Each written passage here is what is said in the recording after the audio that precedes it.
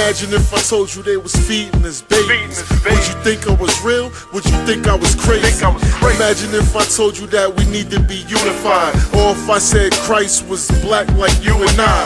Imagine if I told you a different story about Hitler, or I sat you down and said, let's go through some scriptures. All right, shalom, shalom, shalom, everyone. This is your brother and your host, Gocc from the Gathering Christ Church, New York.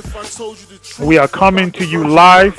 It's 6:13 Eastern. It's over here. It's hot in New York, but we have a pretty hot show today with Dr. Bob Thiel, a PhD in early church history, and he's going to go into, early church history, certain things that most Christians do not know what was going on in early church and why the Roman Catholic Church kind of, what were the tactics they used to try to keep people at bay and also keep people asleep in regards to doctrine. So Dr. Bob Thiel will be calling in a few minutes. Let me bring in Brother Azariah in a few minutes. My studio, the guy behind the scene. Brother Azariah, how are we doing today? We're doing well today. Shalom, everybody. Shalom, shalom, shalom. I just want to thank you. You've been doing a lot of hard work in regards to booking these guests. Can you kind of run us down on the guests that are going to be coming in the near future? I know you got something lined up for next week and the following week. Yeah, we have David Rowe. He was one of the main guys doing the research on the documentary, The Pattern of Evidence. So he'll be on next week to go into some of his history. And then the following week we have a pastor. I think everybody probably seen the videos out there. His name is Pastor Reverend James Carter, I believe, and he's a Christian pastor who opposes homosexuality. So he's getting a lot of pushback from the other churches. So we're going to have him on also. So there's a pastor that is against homosexuality, and he actually is getting pushback from other churches. Yeah. He's been thrown under the bus. So, yeah. That's an interesting thing. You know, you usually get pushback if you're a Christian by gay movements and pro-gay movements, but not Christian movement. I thought that was the jury was in regards of homosexuality. It's a sin. So, but that will be interesting to show. It's a sign of the times. But and I know Elder Ricardo is going to be joining us later in the future.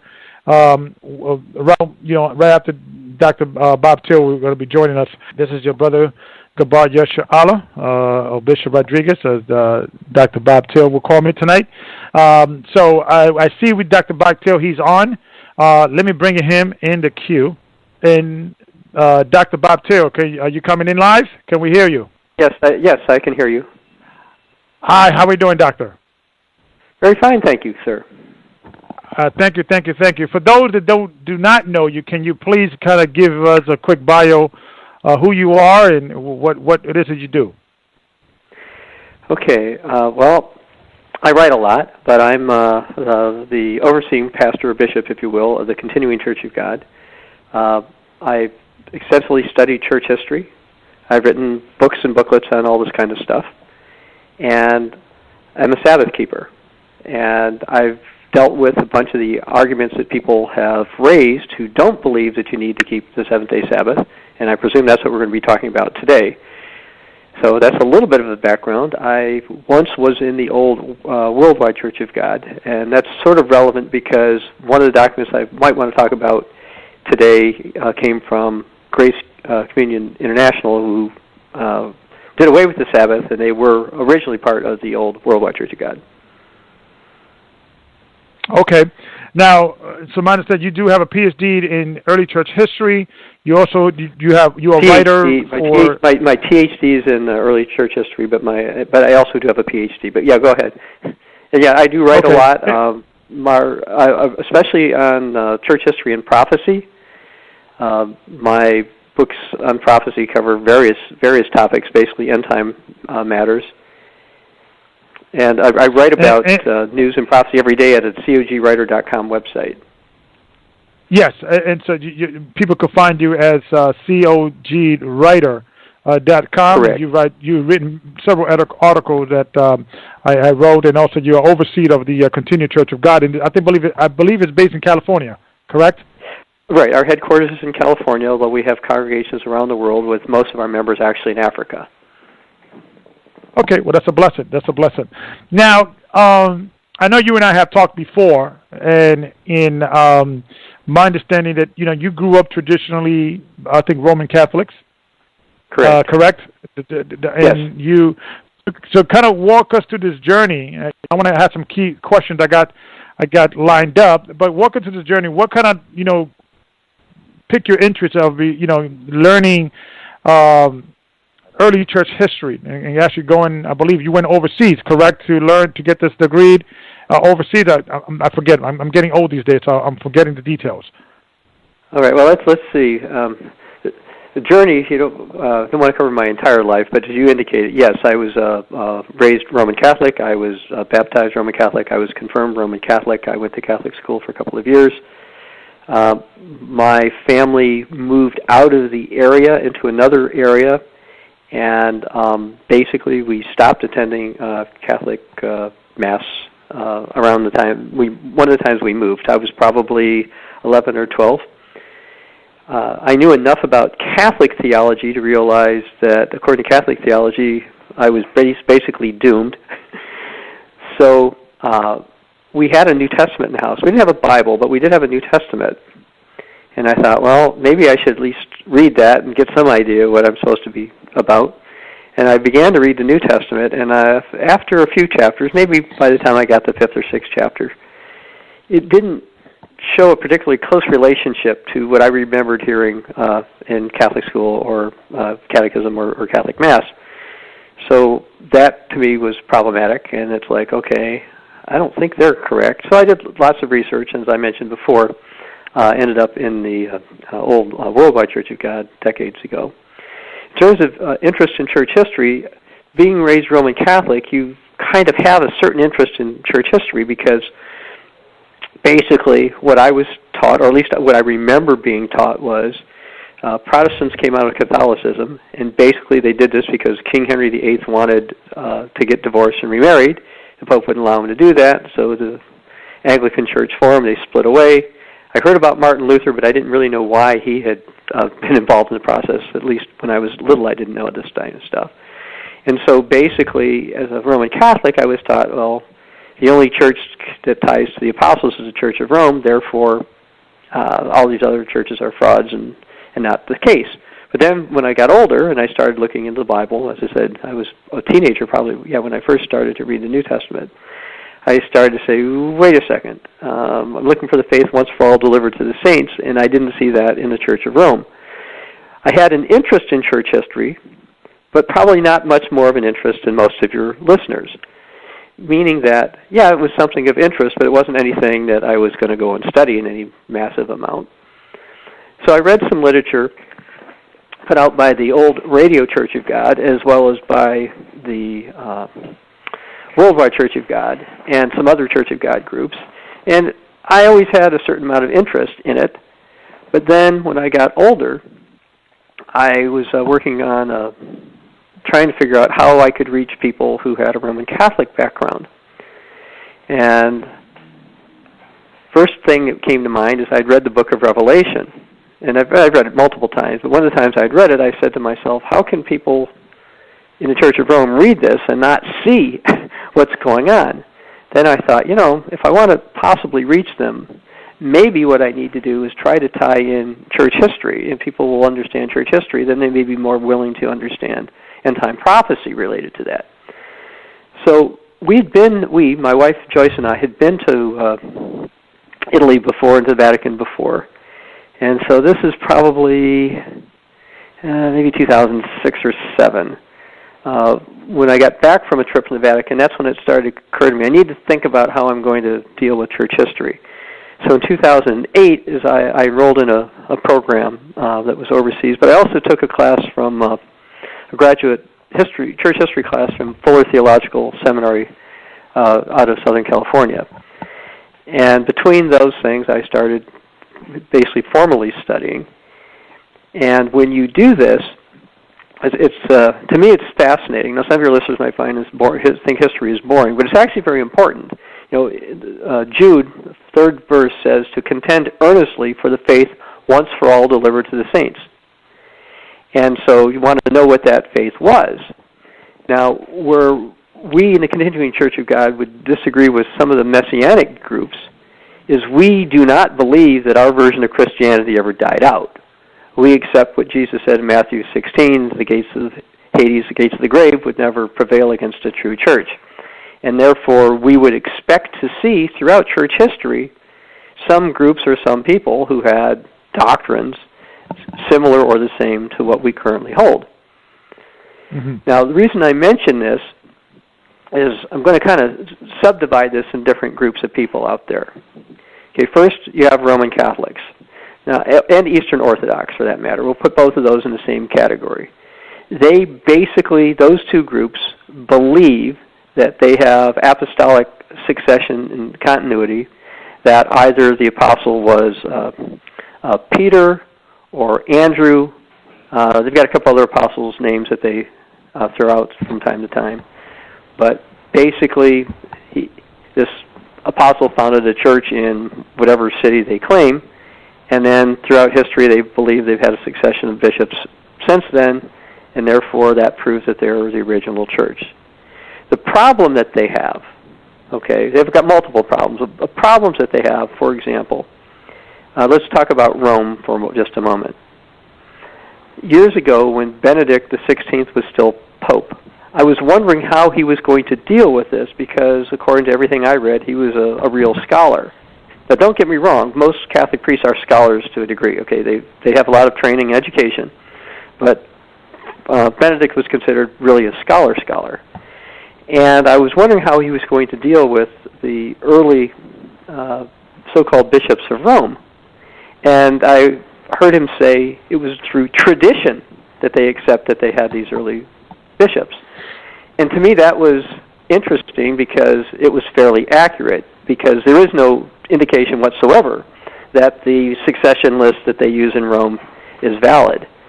And I mentioned my visits to the Vatican. Well, one of the times I was in the Vatican, I bought a book there by a guy named Lopes, and it was called The Popes.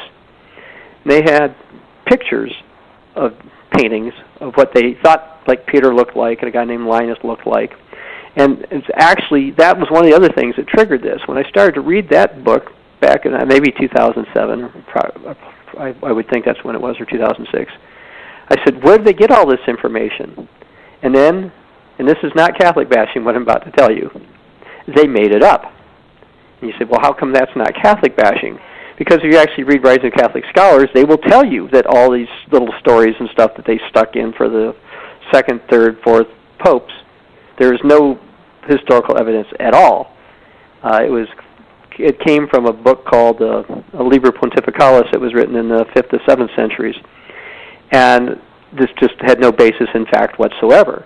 Now, what I found distressing is here I am in Vatican City, and I buy a book called The Popes from the Vatican, and the information in it, according to Catholic scholars, is just made up and just not true.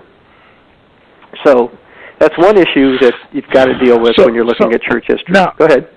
Now, is this something that, I'm sorry to interrupt, is this something that is globally recognized, that the so-called apostolic succession, the story was just basically made up in the 7th and 8th century, and the actual book just basically admits that's the case? What's their rationale behind that? Not quite. What happened was, okay, let me explain. In the middle of the 2nd century, a guy by the name of Hegesippus visited Rome. And he asked the Bishop of Rome, I think it was Anicetus, who their early bishops were. Well, prior to Anicetus, they didn't really have bishops of Rome. There was a guy named Pius who they say may or may not have been a bishop. But they were basically just elders. They didn't have, like, a bishop of Rome, per se. And so somebody gave Hegesippus a list, and they listed a bunch of names. And then later, dates were added and stories were added about these people. And if you go to the Catholic Encyclopedia, by the way, if you go under variety of succession, they have different lists. They have different people who were supposed to be second or third. they've got a guy named Cletus and Anacletus. There were supposed to be two different guys. But now modern Catholics say, no, there was only one guy. But the Liber Pontificalis says one of them, I think, was Greek, the other guy was Roman. Well, how could you be the same guy if you had two different fathers, you came from two different cities, etc.? Yeah. So the idea that Rome had some kind of succession, that was not a 5th or 7th century invention. It was believed in the mid to late 2nd century, but they didn't really have any proof. They just had a list of some elders that somebody came up with, and then later people decided to come up with stories about them and then give them dates and all that kind of stuff. But there was no historical document that you could point to that showed anything about any of these names. Okay. And that is known by Catholic scholars. Now, from my research, in my reading on the subject, there was clearly division very early on within Christian churches. From the churches that is absolutely correct, and that's what I was going to get to. Okay. Okay, go ahead. What I was going to say. Okay, what I was going to say about that is, remember, I was still in the Roman Catholic version, which kind of will tie into some other things. So the Roman Catholic version of church history is that there were a whole bunch of early saints. They considered Polycarp a saint, Linus a saint, Alexander a saint, Cletus, Anacletus, unless they don't think there's two of them, Clement, Melito, Justin Martyr, just to throw a bunch of names out. Okay, they consider all these people saints. All right. The problem is these people did not get along and did not have the same doctrine. Okay, so how the Church of Rome explains this is that in time everybody accepted Rome's position on this stuff. So it doesn't matter that people didn't agree with them on some stuff. Now that's how they and the Eastern Orthodox explain away these variations.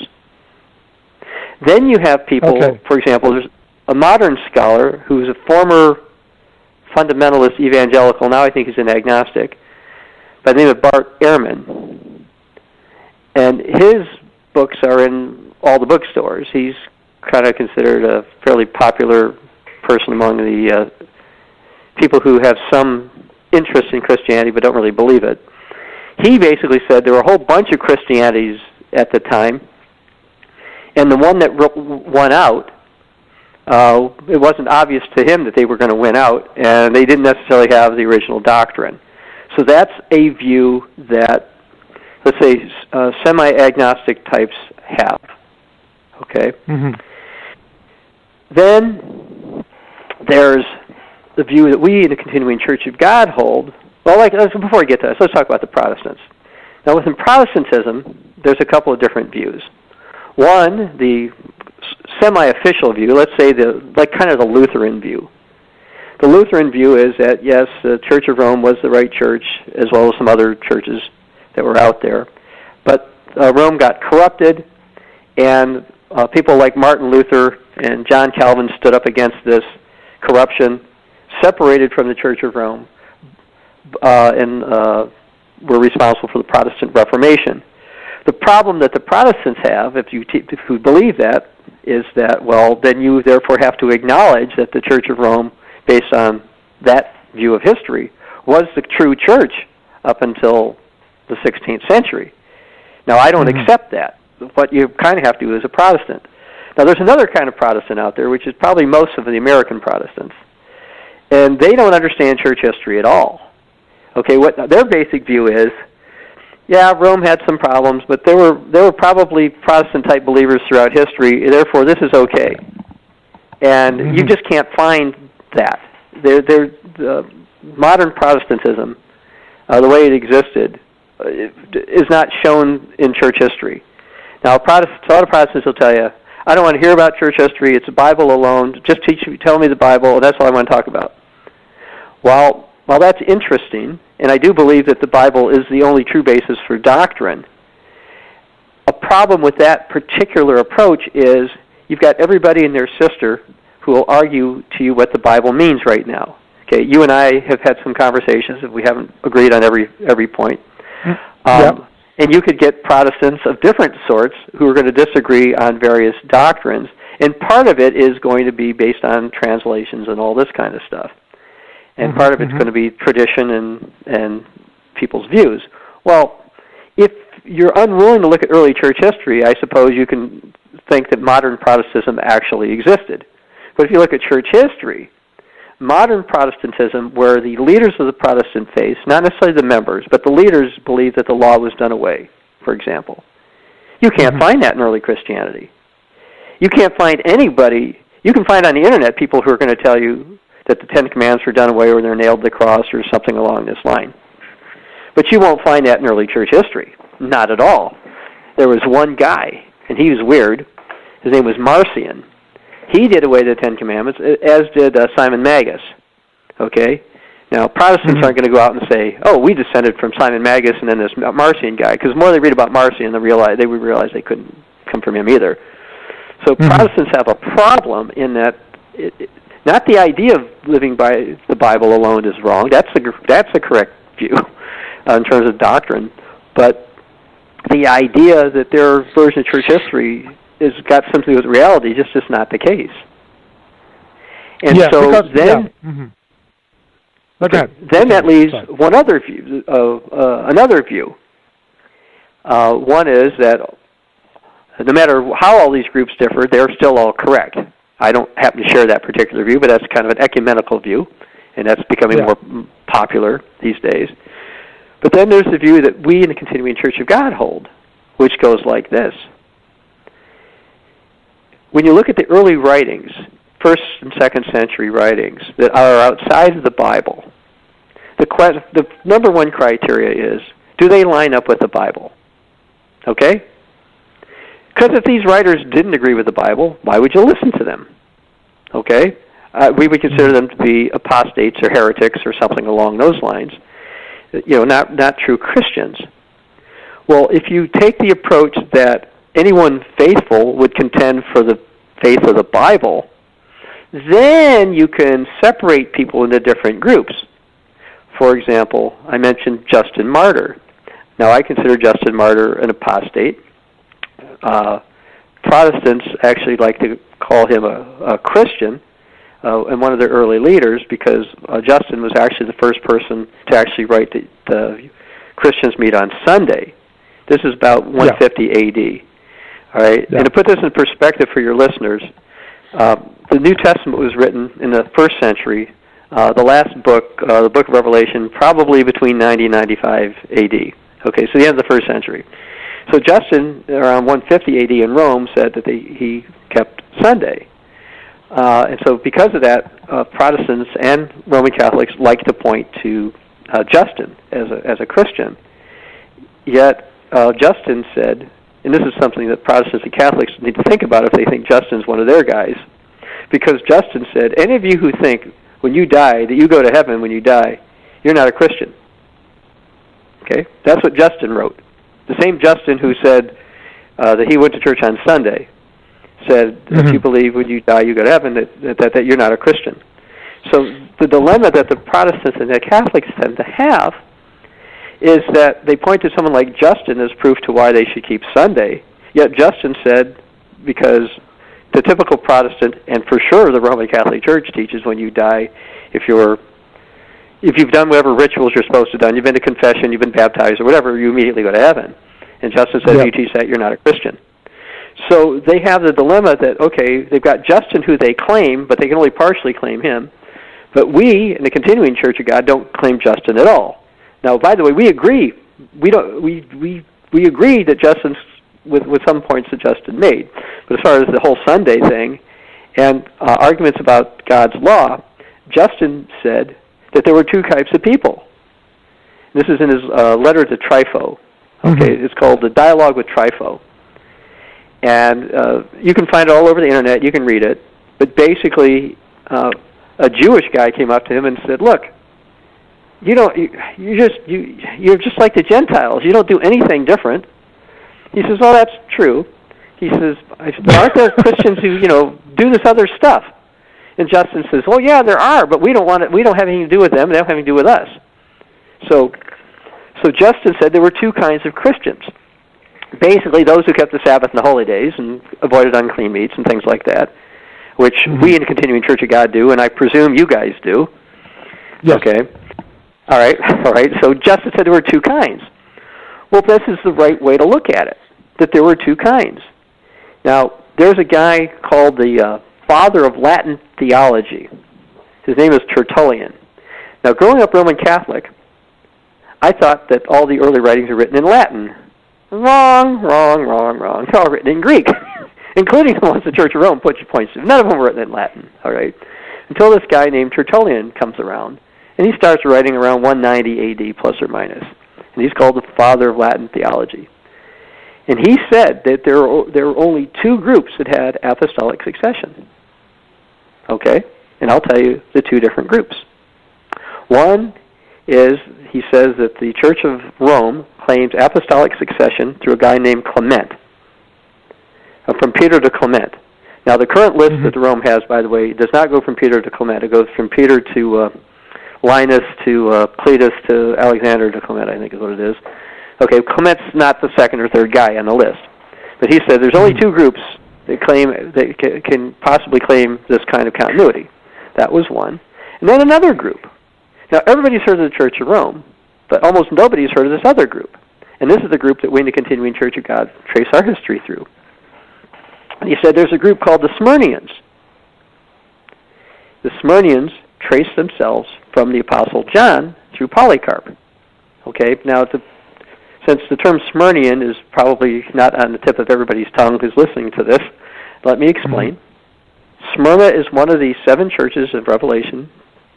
So if you read the letters to the churches, the 7 churches are listed in Revelation 1, and in the 2nd chapter of Revelation, the church of Smyrna is mentioned. And in terms of succession goes, it's generally accepted, by the way, that the last apostle to die was the Apostle John, and that he outlived Peter, depending on which list you look at for Peter, because it's really tricky. But between 20 years and 40 years later, John was still alive. And one thing I've tried to, when I've had discussions with Catholics about apostolic succession, I say to them, do you think that when the Apostle Peter died, the Apostle John, one of Jesus' original disciples, and the one that Jesus loved, according to the book of John's Gospel account, do you think that he was then subservient to a Roman presbyter or elder, whether it's Linus or Cletus or Clement? And they're like, no, that doesn't make any sense. But that's what they actually teach in the Roman Catholic Church, is that basically Linus and company were in charge, but probably nobody paid any attention to them. And John was around until he died. But we in the Continuing Church of God say, okay, if Peter was a predominant or premier apostle, well, if you look through the Scriptures a lot, you'll see that Peter is traveling with John a lot, and is with John a lot. And then John outlived Peter. So if there was some type of succession in leadership along those lines, we believe it would have passed from Peter to John. Paul, by the way, died around the same time as Peter. There's mostly tradition. You don't have any straight for sure dates on there, but we have some ideas about when those happened, probably in the 60s AD. So you've got John, who outlived all of them until around 100, between 98 and 105 is what he's believed how long he lived. Anyway, he appointed a person in charge by the name of Polycarp. Now, unlike this stuff about maybe Linus getting appointed or Clement being appointed and all these kind of contradictions that the Church of Rome has to deal with, they finally came up with a list, but they contradicted themselves from what they originally believed. But they come up with a list. We don't have that problem in the Continuing Church of God because everybody accepts the fact. When I say everybody, I mean scholars. Okay, scholars who believe in some version of Christianity, all right, basically accept that John appointed Polycarp. John or the apostles appointed a guy named Polycarp.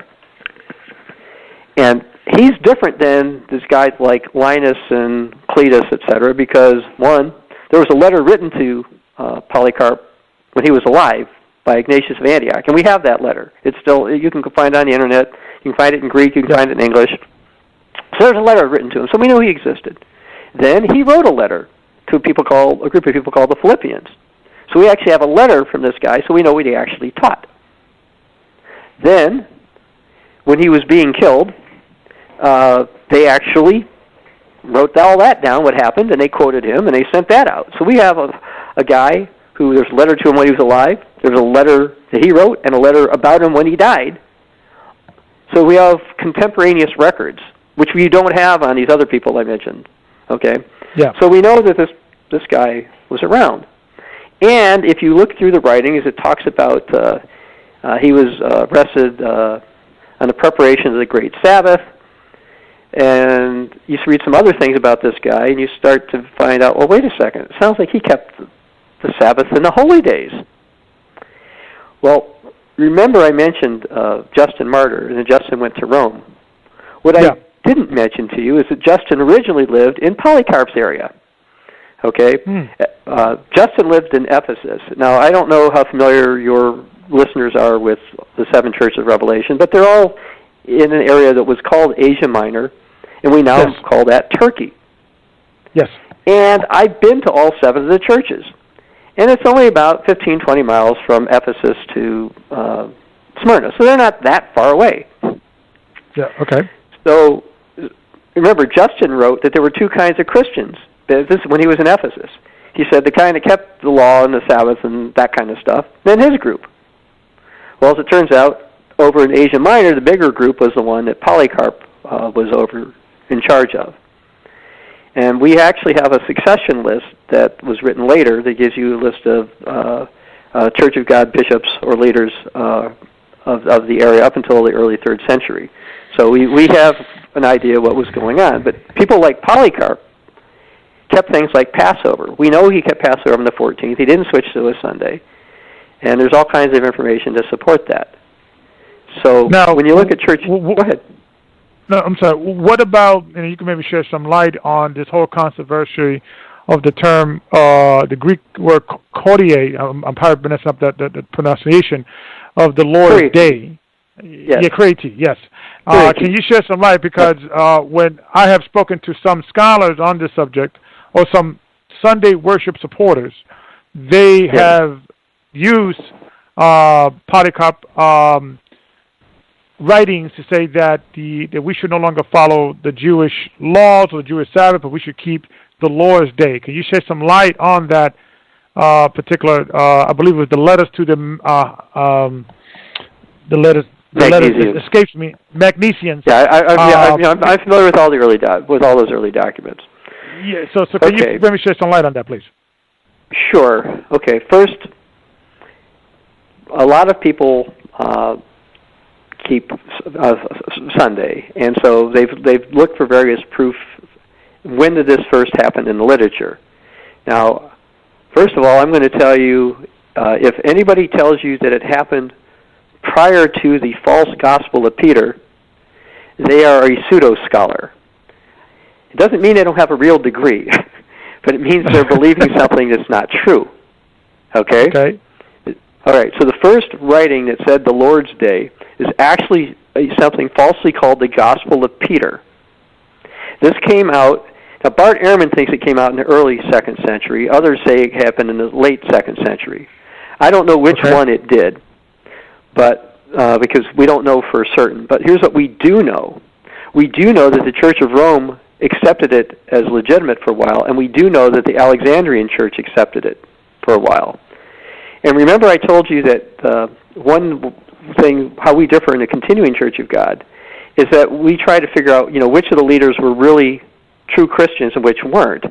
Well, I mentioned Asia Minor Christians. The other group I should mention would be the Christians from Antioch. Well, one of these guys, a guy by the name of Serapion of Antioch, in the early 3rd century, he got a church invitation, okay?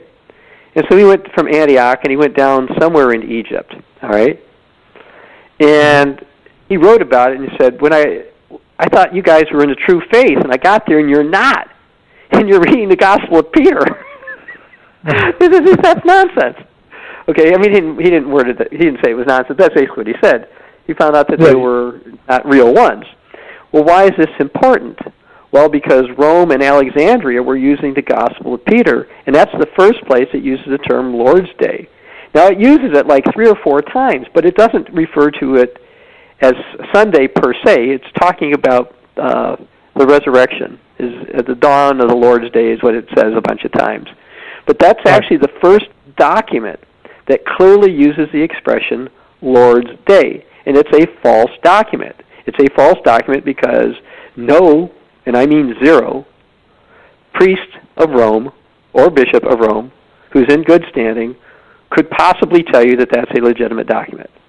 They'll all tell you it is not a biblical, it's not part of the canon. Okay? Okay. Even though Rome was using it for a while, yeah, they know it's false. They know Peter did not write it. They know it's not, they might consider it a historical document, and they might like what it says, but it's a false document. I mean, if you have to put a false title on a document so you get people to accept it, that gets you to really wonder about the content. And so this is the first document that says Lord's Day, and it's probably mid to late 2nd century. But you've said other scholars have said other things, and that's true. Sadly, though, this is because they're relying on mistranslations. Anyone who tells you that real Christians were keeping Sunday in the early 2nd century based on two different documents which I'm going to go into. One is called the Didache, and the other one's Ignatius' letter to the Magnesians. They're basing it on improper translations. Now, most people, sadly, will say, oh, you're just arguing about this, and I don't really care. My scholar says this. You're just a scholar. All you scholars are idiots, and we don't really care, and we're going to keep Sunday. Now, if people want to do that, they can believe a lie. That's their choice. But if they're actually willing to listen to the truth, they're going to find out something different. Now, the first writing that people claim use the term Lord's Day is something called the Didache, which is the writings of the 12.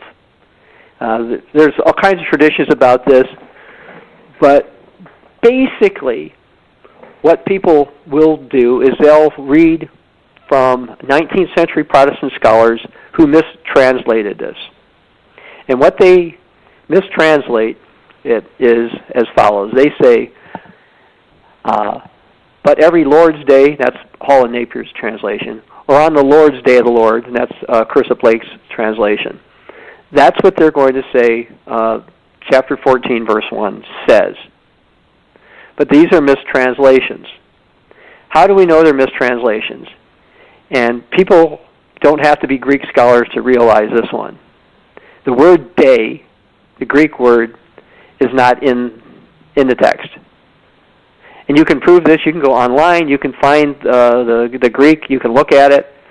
The Greek word for day, and I'm going to really mispronounce this because nobody really knows how Koine's Greek was pronounced. Let's say, Emesa. Okay. Emesa, basically, is what it looks like to me, pronouncing the Greek letters I'm looking at here. And it's simply not in the text. The word day is not in there at all. Well, what about the argument that although it's not in the text, is understood, or it goes in the grammatical pattern of grammatically? the sentence? No, okay, because that's the other part of this, which is absolute nonsense. Okay, let's talk about that for a second. First of all, you have to have a context. And this is the first century. This is a late first century document. No other document says something about the Lord's Day. And therefore, if this would be understood, this is the first time it exists. They'd have to put the word day in there.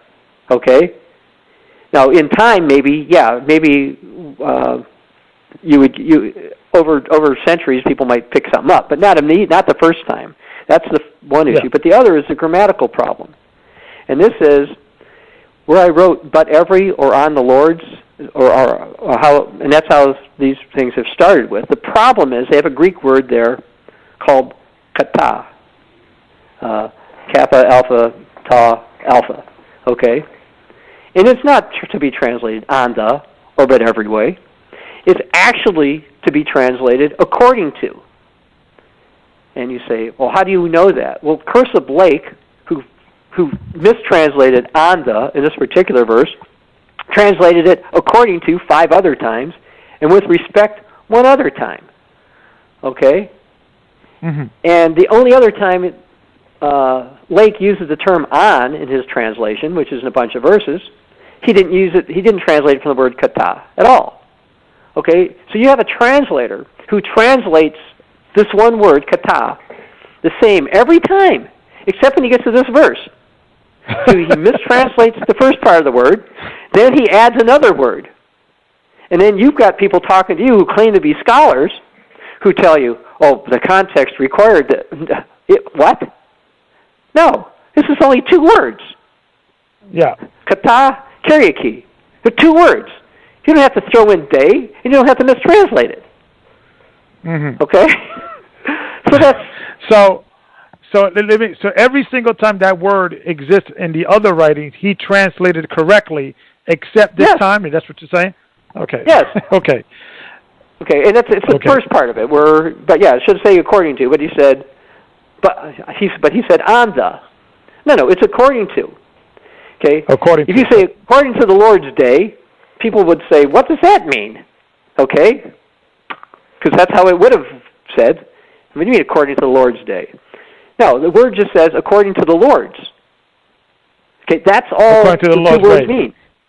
Right, okay. which imply his way of living.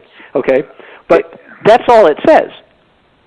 But he intentionally mistranslated it differently, and I went through this, and now I also decided to look at the Old King James Version of the Bible.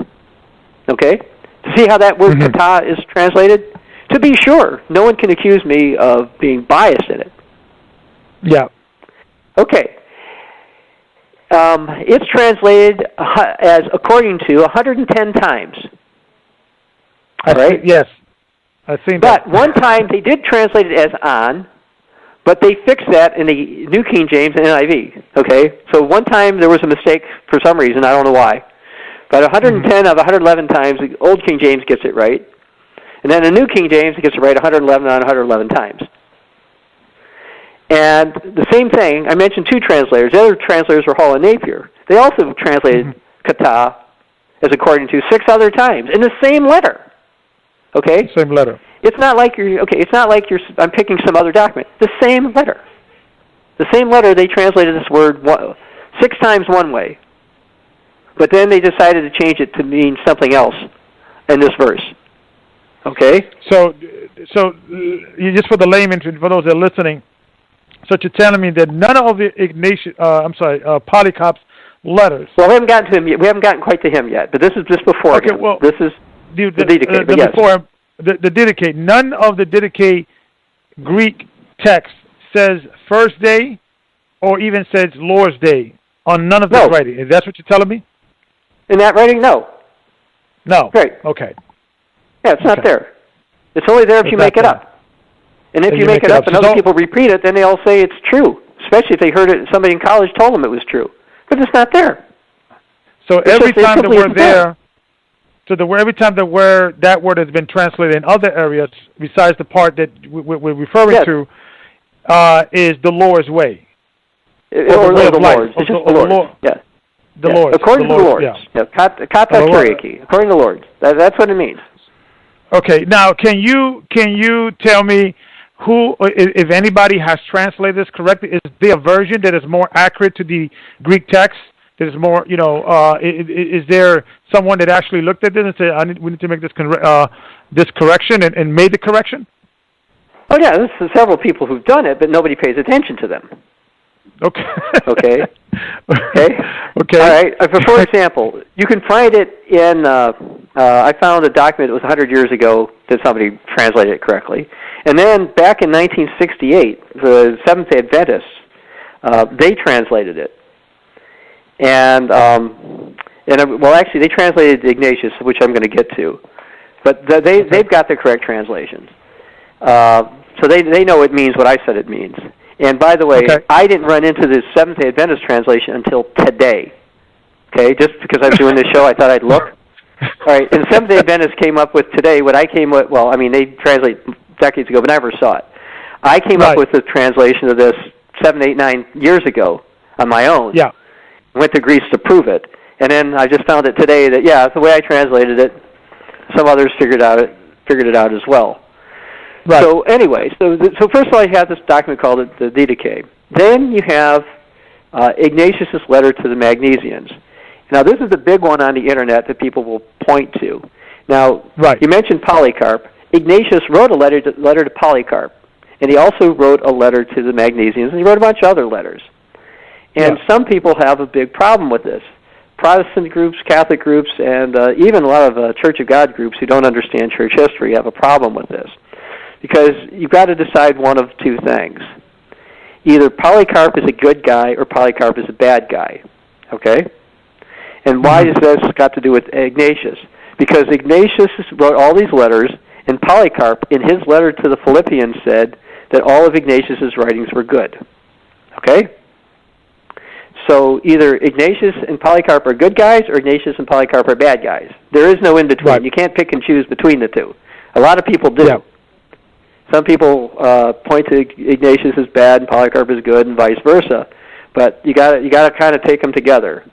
Now, it doesn't mean that I agree with everything Ignatius wrote, and I don't believe he was. It's not gospel, okay? It's not the inspired word of God what he wrote, okay? Yeah. But having said that, you have to decide if Polycarp is a good guy, and Polycarp seemed to keep Saturday, from everything we can find out. We're pretty certain about that. Well, what about Ignatius? Well, you have a translation. Let me read the wrong translation of chapter 9, verse 1 of Ignatius' letter to the Magnesians, done by Dr. J.B. Lightfoot. This is 19th century. This is the big shot guy. Here's what he said. Mm-hmm. If then those who walked in ancient practices attain newness of hope, no longer observing Sabbaths, but fashioning their lives after the Lord's day, on which our life also rose through him, through his death, which some men deny, a mystery whereby we attain unto belief, and for this cause we endure patiently, that we might be found disciples of Jesus Christ, our only teacher. All right, so people will point to this translation and similar translations and said, we're no longer supposed to keep the Sabbath, but to fashion our lives after the Lord's day. Okay? Well, you've got a couple of issues here. And yes, just like I said before, the word day is not in the text. Okay? It doesn't have the word day in it at all. So this causes a problem because everybody goes and does this. And we have the same issue here with Lightfoot. He translated the word kata, which is in this, as according to 3 other places in this letter, but he failed to do so when he did the Didache as well. So we've got these translators who are being really, really picky. Why do they do this? In order to support Sunday. And can you, I'm sorry, and can you tell me Joseph Lightfoot, I think his name is. What was your Lightfoot? What was his background? What was his religious, political background? Anglican bishop. Yeah, I think he's an Anglican bishop. And what was their theology? Were they keepers? What was their theology? Sunday. Okay. Sunday. Yeah, okay. Most of these Sunday people who came up with Sunday, but it wasn't always that. Now, here's one that's interesting, since we're talking about all this. You've heard of Archbishop Usher, the one who thought that the world would end in 1996. Yeah, you've heard of him, or around 2000 or whatever it was. He translated this, living according to the Lord's. So he actually had it right. And this is something I learned today when I printed out this study paper that was printed by the Seventh-day Adventists in 1968. They quoted Usher, saying he translated, living according to the Lord's, which is correct. That's literally correct. Or living according to the Lord's life, which is another translation. So, so the idea that this... Go ahead. Mm-hmm. No, is there any, I would say, other theologians that kind of agree with you in regards of this controversy about this translation? Are you the lone wolf in the world, or there's others out there that's kind of say, wait a minute, there's something to talk about here in regards to these translations, and using this particular, ancient history or document to validate Sunday worship? Is there anyone out there other than you, outside of called the Seventh-day Advents and things of that nature, that will agree with you and say, well, there's something that needs to be looked up in these writings? I'm not aware of any Sunday-keeping theologians who care about the subject. But if you talk to some of them, they'll agree that that's fine. Like, for example, I've had a 19th century translation from a guy named John Kitto, and he translates it living according to our Lord's life, okay, which is what I said it means, all right? Well, he's Protestant. He was a Sunday keeper, but nobody seems to care, okay? Sunday people basically believe it doesn't matter what day of the week you keep. Now, some Sunday people erroneously think that the New Testament endorsed Sunday, which it doesn't, and they think that church history endorsed Sunday, which it doesn't. But some of the scholars on their side will say, people were keeping Saturday, but in time, because of the resurrection, people switched to Sunday. It doesn't matter what day we keep, and we're fine with it. And they don't really care. But anybody who looks into this knows that the word day isn't in those two early documents. And so you've got the problem that if it's not in the first century, and it's not in the early second century, and the first time it shows up is in a false document, falsely claimed to be written by the Apostle Peter, which Peter did not write, that's the first proof for the Lord's Day, okay? Well, they don't want to talk about that. But that's where it came from. And I'll say something to you here that I told you privately, and I'll mention it now. So I'm doing this research 6, 7, 8 years ago, and I'm thinking, okay, yes, I've been to Greece. Yes, I've studied Greek formally, a little bit of modern Greek, a little bit of Koine Greek. But I'm not going to claim to be the world's greatest Greek scholar, okay? Okay. So I want to be careful I wasn't making a mistake. Just because I'm a Sabbath keeper, obviously people say, oh, you're just looking for it that way, that's why no one agrees with you. I took a different tact. I went to Greece, and I talked to some educated Greeks who spoke English. I said, what does this word mean? I showed them the word Kyriaki. They said, well, it means Sunday. I said, no, what does it literally mean? I said, no, it means Sunday. I said, no. What did it originally literally mean? Oh, it means the Lord's. But we've been using it so long in Greece, that's now our word for Sunday. Okay? Wow. So that's what they do. So that's their word for Sunday, but it wasn't the word that meant Sunday originally. They have the same issue, by the way, with the word staros, which means stake. They now think it means cross. It wasn't the word for cross, but they now say that means cross. But it didn't mean cross 2,000 years ago. And just like Kyriaki didn't mean Sunday 2,000 years ago or 1,900 years ago. It simply didn't. It evolved, basically. Well, people started to keep Sunday, and when they started to keep Sunday, they tried to look for reasons to keep Sunday. And the oldest document was the Gospel of Peter. And since the Church of Rome was reading the Gospel of Peter, and the Church in Alexandria was reading the Gospel of Peter, and those are two of the biggest non-Church of God groups at the time. Okay, now they call themselves Church of God, but for the sake of this discussion, they didn't hold to what we in the Continuing Church of God hold in terms of doctrine, so I'm not going to consider them Church of God. So they they accepted the Gospel of Peter. Well, no wonder they went off on these tangents, and they believed all kinds of stuff that the other groups didn't believe. So I did that. Well, that of itself doesn't prove anything, other than the fact I went to Greece and I learned why people don't know what it means. So then I did something kind of silly. Now, I've been to Greece a few times, and the wife likes Greek food. So about 90 miles from here, once a year, it actually should be this month. I don't know if I'm going to go this year or not. I went last year. They have the Greek festival, okay? And it's in Santa Barbara. For people who are familiar with California, it's about 100 miles north of Los Angeles, plus or minus 90 to 100 miles north.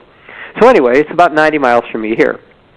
So I told the wife we're going to go there, which she was happy to go to. She likes Greek food, so we went there. But when I get there, being the researcher I am, I said, do you have anybody here who is knowledgeable of Koine Greek, ancient Greek. Yes. We have a person. And where is she? If it was a she. I said, where is she? I said, well, she's in this trailer over here. So I went out to talk to her. And first she thought I was just some student and she was going to just kind of blow me away. But I stood out there with my Greek copy of the Apostolic Fathers' letter to the Magnesians in my translation and asked her about it. And she gave me the time of day, which I appreciate to this day. Her name was Thiel Kondos. And actually she taught Koine in ancient Greek at UC Santa Barbara. And shortly after I met with her, she was actually the parish president for the Santa Barbara Greek Orthodox Church. Now, don't get me wrong, they have priests and stuff, but for whatever reason, they could have a woman as a parish president. Anyway, she went through what I had, and I explained to her why I thought my translation was correct, why I thought the other translations were incorrect, and she told me that mine was right. So if you don't mind, for your listeners, I'd like to read my translation that I had a knowledgeable, true Greek scholar say was the correct translation. Yes, please. Okay. So I'm going to read from Ignatius's letter to the Magnesians.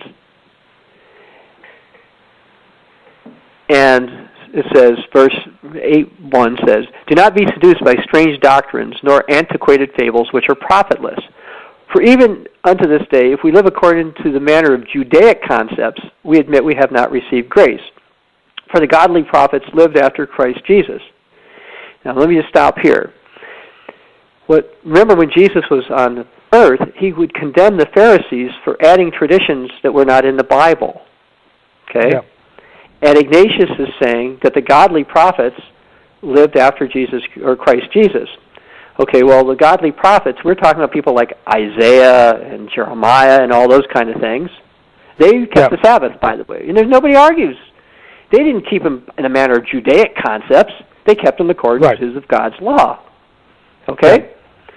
And it says, "For this cause they were also persecuted, being inspired by his grace, that they which were disobedient might be fully persuaded there's one God who manifests himself through Jesus Christ his Son, who is his word that proceeds from silence, who in all things was well-pleasing him that sent him." Now verse 9. "If then those who've watched in ancient practice attain a newness of life, no longer keeping Sabbaths contrariwise or Judaically, but according to the Lord's way of life, on which our life also rode through him in his death, which some men deny, a mystery which we attained unto belief. For this cause we endure patiently, that we might be found disciples of Jesus Christ, our only teacher. If this be so, how shall we live apart from him? Seeing that even the prophets, being disciples, were expecting him as their teacher to the Spirit, and for his cause, whom they rightly awaited, he came, raised them from the dead." So what Ignatius is saying here is that, look, we need to keep the Sabbath and such, not the way the Jews are doing it, but also similar to how the prophets kept it. Now, other people, and I just read some nonsense today. I want to read something that's on the internet. I read today. Okay, this is from somebody. It says, "Christians will be arguing about what the Bible says, about the Sabbath and many other issues, until the day of Jesus Christ. There's little doubt about that. In my opinion of what the Bible truly teaches is not going to mean much to those who disagree. However, there are some clear objective issues I can settle with you. One is whether or not the churches the apostles started kept the Sabbath. The answer is no. They did not keep the Sabbath, despite the fact that several whole books have been written arguing that they did. It's very clear they did not. I have very little regard for the honesty of people who wrote those books. No one who actually researches the era from the Apostles to the Nicene Creed could possibly come away wondering whether those churches kept the Sabbath. They would know they didn't." Okay, now that's very bold and very firm. Okay? Yeah. So what does this person now do? He then quotes Ignatius. He says Ignatius is an important person, and it says, okay, because of Ignatius, we don't keep the Sabbath. Okay? Yeah. All right? Well, you got Two problems with this. First, you heard my problem. Yeah. Okay, I just read it all to you. But there's another part this guy fails to look at, and that is the context. You say, well, what about the context? Okay, well, remember I mentioned that Ignatius wrote lots of letters? Yes. Well, I'd like to read something, if you don't mind, from Ignatius' letter to the Smyrnians. And this is what he wrote about false Christians. This is around 110 A.D. Some people think it was as late as 130 A.D. Okay, so early 2nd century. This is what Ignatius wrote to the Smyrnians. And I already told your audience who the Smyrnians were, the Church of God in Smyrna. Okay? Yes. He says, but I guard you beforehand from those beasts in the shape of men, whom you must not only receive, but if possible, not even meet with. Only you must pray to God for them, if by any means they may be brought to repentance, which, however, will be very difficult. So he's telling them that, look, there's these false Christians. You need to be praying for them. Don't listen to them. Yet Jesus Christ, who is our true life, has the power of effecting this. But if these things were done by our Lord only in appearance, I'm only in appearance bound. And why I've also surrendered myself to death, to fire, the sword, the wild beast. But, in fact, he who is near the sword is near to God. He's among the wild beasts in the company of God. So he's saying, basically, if you're willing to get yourself martyred, you know that should show that you have perhaps something going on. Provided only he be doing so in the name of Jesus Christ. I undergo all these things that I might suffer with him. He, that's Jesus, who became a perfect man inwardly, strengthening me. Some ignorantly deny him, or have rather been denied by him, being advocates of death rather than truth. These persons neither have the prophets persuaded, nor the law of Moses, nor the gospel even to this day, nor the sufferings which we've individually endured. For they think the same thing regarding us. So Ignatius is saying, look, there's two groups. There's a false group. They don't believe what the prophets say, and they don't believe the law of Moses. Excuse me? Ignatius just endorsed the law of Moses. Right. Then why would he have gotten rid of the Sabbath? How did he do that? Okay? But I just read you something online. When I typed in Ignatius and the Sabbath, this is like the first page, this guy's thing comes up and says that people who tell you the other are intellectually dishonest.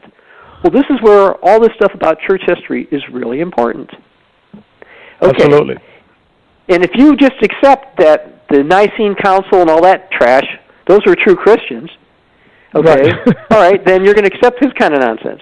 But if you say, wait a second, the Nicene Council, wasn't that by the sun-worshipping pagan god worshiper by the name of Constantine? Yes. Wasn't he the guy who claimed to see the sun god Apollo in a garden? Yes. And had his coins with him playing on them? Yes. Then a couple of years later, he claimed to see a sword in the sky, and by that he was going to, and it had a crossbeam over it, and he's going to kill people based on that? Yeah, that's the guy.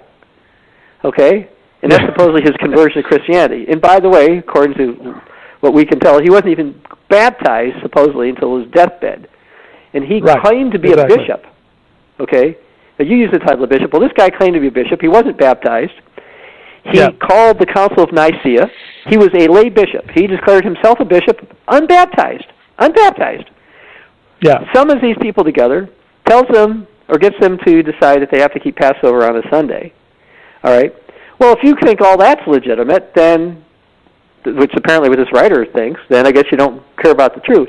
But if you go back and say, wait a second, there were two groups of people. Basically, most of those in Asia Minor who have writings from, except from Justin, who ended up going to Rome, the Asia Minor saints basically were saints, and the early Antioch saints up until Serapion, they were saints. They were true Christians. Okay, if you accept that most of those people were saints, and most of the others were not, who were in Alexandria, etc., who we have writings about, then it makes it really clear. Yeah, if you get rid of, for example, other early writings, the so-called Epistle of Barnabas, 2nd century. Barnabas, the guy who knew Paul, he didn't write it. Mm-hmm. And it endorses the 8th day. That's, by the way, if you look through Sunday worship theology, and your Protestant friends will be shocked to find out about this, it's all based on 8th day logic. The Church of Rome says it's the 8th day. The Lutherans say it's the 8th day. And some of the other Protestants say it's the 8th day. And they get that from the Gnostics and from the pagans. They didn't. Okay, in their first day of the week theology actually comes from this eighth day nonsense. So you're going to find that in the 2nd century, but that's from the Epistle of Barnabas that says you can eat unclean meat. First thing that says you can eat unclean meat, by the way, is the Epistle of Barnabas. And so, and nobody believes that Barnabas wrote it. So you got a false document there that people are relying on to eat unclean meat, and to say that they're keeping Sunday. So if you look at it and say, well, then okay, then what happened? Well, now this gets into church history than I was planning on getting to, but I'll tell you this story. You remember I mentioned that we had the Apostle John, and he appointed Polycarp, and then there were, after Polycarp, there were people like there was Papirius, and there was Melito and Sagarius, and Polycrates, and Thracius. Okay, those are a few that come to mind. So a guy named, so what happens is this in Rome, you've got a couple things going on. You've got a bishop rising up, a guy named Victor, and you've got people over there who think they should keep Passover on the 14th of the first month of the Hebrew calendar, which is when we keep it, by the way. Right. And you had people who think you should keep it on Sunday. Now, we probably won't go into why they started to keep it on Sunday, but for the sake of argument, it's believed to be to distance themselves from Jews and not to be persecuted like the Jews were, that some people started to switch Passover to Sunday. Anyway, I want to go into that later on, but go ahead. I want to go into that. Go ahead. Okay, be happy to do so. Well, anyway, so you had in Rome itself, there were still some people who thought they should keep Passover on the 14th. Well, this seemed to upset Bishop Victor. So he wrote to the people down in Alexandria, and at this stage, Jerusalem. And Jerusalem, by the way, the people in Jerusalem were faithful to about 135 A.D. Okay, and after that, anybody kept Passover on the 14th wasn't allowed in. It had to do with a Jewish revolt called the Bar Kokhba revolt, but that's another matter. And if we get back in Passover, I'll get to it. Well, anyway, so Victor writes to Jerusalem, and he writes to Alexandria, and they're keeping Passover on Sunday. So Victor thinks this is cool, and that's what everybody should do. Well, apparently, some people over in Rome wrote a guy named Polycrates in Asia Minor. And so Polycrates writes this letter to Pope Victor and says, look, the Apostle John, the Apostle Philip, Philip's daughters, Polycarp, Thracius, Papirius, Melito, etc. All these people kept Passover the day the Jews put out the leaven. And they kept it on the 14th. And he says, I who've read the scriptures from front to back keep this in accordance to the gospel. And greater men than I have said we must obey God rather than men. So he basically told Bishop Victor to take a flying leap, that they don't care what he had to say. All right? And just to throw one other thing in, when Polycarp actually went to Rome around 158 or so A.D., he told them they were doing Passover on the wrong day, but they wouldn't listen. He told the Bishop of Rome at the time. Okay? Yeah. Anyway, so you've got these people who are doing this, and you say, well, what's this got to do with anything? Well, what happened was, a few years later, we don't see exactly what happened in Asia Minor. There was a big persecution, and also the first guy who claimed to see Mary, a guy by the name of Gregory the Wonder Worker, who was not a Church of God leader. He came up with a variety of doctrine that at some point in time we could discuss here. But he's the first one to claim Mary, to see Mary. He had so much power, supposedly if he threw his cloak upon you, he could cause you to die. Now, to me, that doesn't sound like a really Christian kind of guy. All right? Yeah. But can you tell me what? I'm sorry. Can you tell me what year he lived? What period? Oh, he was around. Well, he was a big shot between, let's say, 230 and 260-ish. Okay. And he learned from Origen of Alexandria. He was one of his disciples or pupils. All right. Okay. So he's rising up, and so then there's massive persecution going on, and we have a letter, And I'm going to paraphrase it because I don't remember. I think it was from a bishop of a Greco-Roman bishop from Alexandria or from Jerusalem. Anyway, he said, "Finally, we who were divided are no longer divided." So it was the late 3rd century that the Greco-Roman Confederation, and by that I mean the Church of Rome and what we call the Eastern Orthodox churches, they all finally got control of Asia Minor, and my kind of people, Church of God people, also called Nazarenes in later centuries, the Church of God types, we were no longer the predominant church. We basically had to go into hiding so we wouldn't get creamed. But our beliefs were still there, which is why, for example, in the 4th century, the Council of Laodicea, which a lot of people blame Rome for the Council of Laodicea, but Laodicea is in Asia Minor, and Rome is in Italy. They're not near each other. They didn't have the internet or TV or radio back then. Right. They condemned anybody who kept the holy days, and they condemned people who were keeping the Sabbath. Why? Because people in Asia Minor, there were still people who were keeping the Sabbath and the holy days. Okay? This stuff didn't die out because Constantine did his council in 325.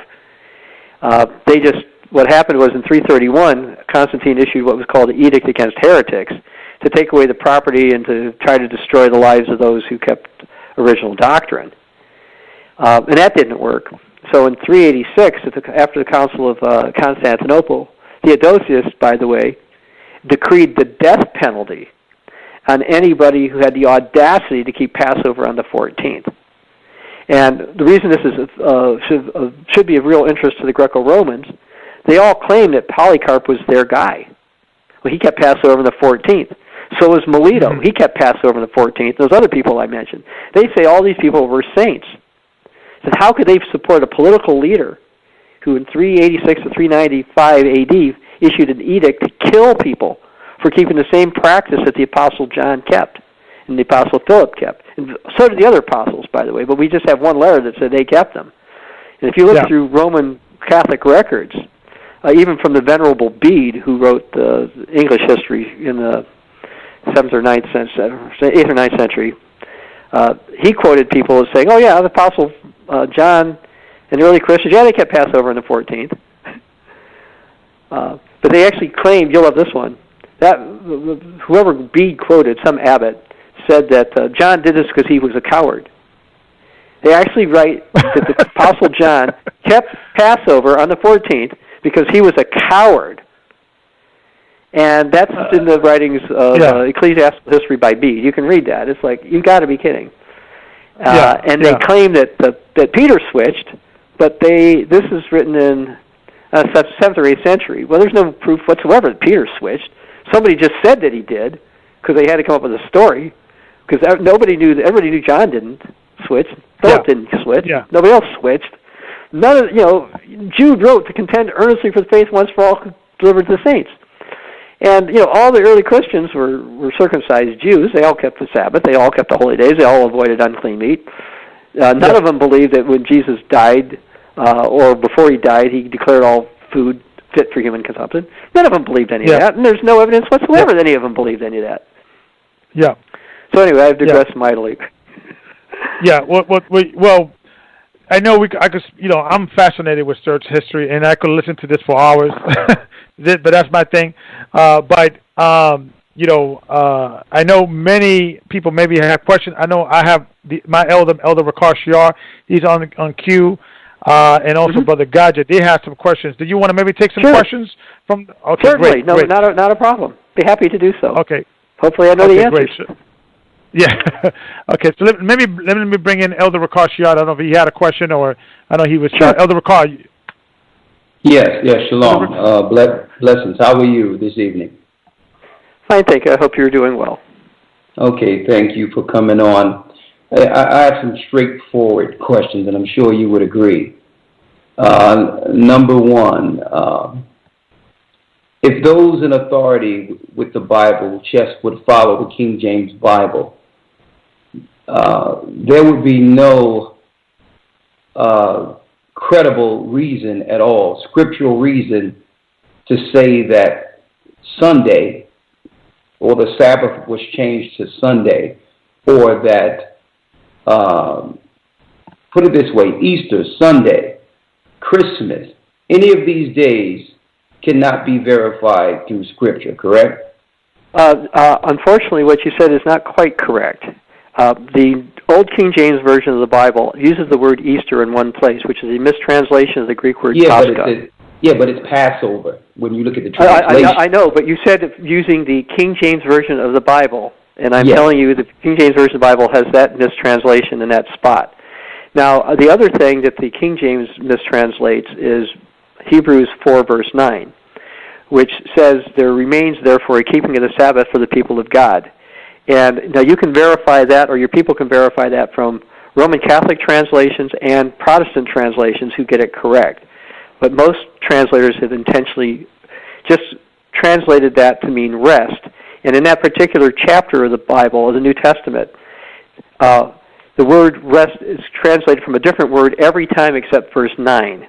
Okay, verse 9 is the word Sabbath, which is keeping of the Sabbath. But, but having said that, your basic point that you can't prove Sunday from the Bible is correct. You can't. Okay. When you went to Hebrews, give me that chapter and verse again. Hebrews 4, verse 9. Thank you. I just want to follow you here. I know you're running it off, but I want to be able to follow you here. No, I'm happy to slow down. Okay, it says in Hebrews 4 and 9, there remaineth therefore a rest to the people of the Most High. And in the actual Greek is the word sabbatisme, which means keeping of the Sabbath for the people of God. Okay. And I've read it in the Aramaic Bible and in the original Catholic Douay-Rheims, not the current Douay-Rheims that they're using, but the original one has it correct. And some of the Protestant translations, like the NIV, get this one right. Okay. But even without that, there's no evidence for Sunday. There's no evidence at all in the Bible if someone was to use the Bible for Sunday worship, correct? Correct. Okay. What they do is they point to scriptures that don't mean anything. I'll give you one example. I've seen that. Acts. In Acts, for example, one time the Apostle Paul, and the Bible is very clear that Paul's custom was to speak on the Sabbath, okay? And they know it says that, and they try to ignore that. So what they do instead is one night after church, they're all getting together for dinner. So Paul's going to leave the next day. It's Sunday because you can work on Sunday, so you're going to travel, right? Well, he preaches Saturday night, and somebody falls over dead, and he gets resuscitated. And they say, oh, well, Paul spoke on the first day of the week, therefore he was endorsing Sunday. It's like, no. Paul kept the Sabbath like anybody you would expect him to, had dinner, yacked a lot at dinner because he's going to travel on Sunday because that's a work day. So they'll point to that as proof of Sunday. They've got a couple other proofs that are just as smart as that one. But no, you're not going to find, there's no evidence in the Bible that people gather together on Sundays for weekly church services. That's just not in there, period. No matter what translation you use, it's not in there. Okay, so since we know it's not in there, we know that according to Christ, he warned his followers that the desolation would come on Israel and the Romans would destroy the children of God. As a matter of fact, the apostles and those that were following his doctrine had to run into the catacombs. They were destroyed according to the book of Daniel prophesying the fall of Jerusalem. Now, how is it today that the same people who destroyed the children of Israel within the church has now become the authority over their records? And how can we now look at the records? Okay, hold up. It's a two-part question. How can we now follow the new records after the records fell in the hand of conquerors? Okay, this is tricky because, but let me explain this. And if you want me to come on one day, we can talk about the canonization of Scripture. Okay, you got two parts. You've got Scripture and you've got history. So let me try to address both of those and then try to deal with your question. Okay, first of all, in Polycarp's letter to the Philippians, he quotes or alludes to every single book of the New Testament, number one. Number two, I mentioned a guy named Melito a couple of times. He's the first person to use the word Old Testament, by the way. and he listed a number of books in the Old Testament, which, by the way, are the same number of books that we use. We use the same Bible that's books that the Protestants use, and not the extra books that the Eastern Orthodox and the Church of Rome use. And we can verify these were the original books because of Polycarp's and Melito's writings in the 2nd century. Even Jerome, the Catholic saint, I don't consider him a saint, but he's a Catholic saint and doctor of their church who put the Bible together, even he said the extra books of the Bible that he had to stick in there, he didn't believe them as legitimate. Okay, so first of all, we know from Church of God accepted writings what the books were. Now, how do we know they haven't been tampered with? Well, because there are more copies of portions of the New Testament than any other ancient text. It isn't even close, okay? And you're going to find, well, you will sometimes find some minor textual variations. There's actually more proof about what the New Testament says in the Greek than any other document from around that time. Okay, the Roman Empire didn't have as many copies of its documents. All right, so with that that one we're pretty clear on. The problem is, what about these other writings? Like I cited Ignatius and all the rest. How do we know they haven't been tampered with? We don't. Okay, scholars have been arguing this for a long time, and basically what happened was, in the 4th century, the Greco-Romans, following the Constantinian version of religion, destroyed certain records, kept some, and we were mostly at their mercy for what was found.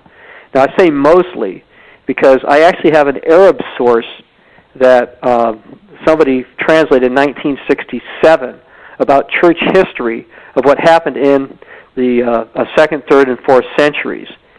And it happens to agree with the records I had prior to running into that. So while there might be some specifics in some of these 2nd, 3rd, or 4th century documents, some of which have been altered, okay, some of which scholars know have been altered, the general idea that the early church kept the Sabbath and the holy days and that people kept these throughout history, you can find it in a couple different sources that therefore the credibility adds to each other because they come from different places. The Arab stuff I'm telling you about, for example, came from Muslims who had talked to Arab Christians who found out that they didn't like the Roman ones. And so, and it was written in Arabic. And because Rome didn't control the Middle East after Muhammad rose up, that's another source of records that were not destroyed. But to get to your basic question, can you fully trust the non-biblical text? The answer is no. But is it reasonable to point to them when they agree with the biblical text, especially if there's other confirmation for some of what they say? I would say yes. Okay, I hope that's a straight enough answer for you. Well, it's a roundabout answer. I think here's the issue. The issue is Matthew 24. Christ tells us that many shall come in my name, saying I am Christ, and shall deceive many. Yes. And it's disingenuous to go into information that I'm saying that distorts Christ's true mission, because what happens is, and it can be proven, the Romans were putting out, the Roman Empire, the pagans, were putting out heretical doctrine on purpose to gain control over the canonization for authority. They were doing a lot of 1st and 2nd century plagiarism, using false names, using pseudo names, so that now they. Century. I don't know if they had any from the 1st century, but go ahead. Okay, predominantly. Okay, if you want to correct me, 2nd century, that's fine. Yes. But predominantly, they were putting out pseudo information so that now they can argue either side and gain power and say, well, that information was here. Well, yeah, that information is true, but this information was here before that or this time. And then it would give the credible information. It would make the credible information suspect. So what we've found is the best thing to do is deal with the doctrine of the Bible itself. Correct. The Bible gives a doctrine that's sound. And if we understand what that doctrine is, it doesn't matter whether or not the later material is for or against it.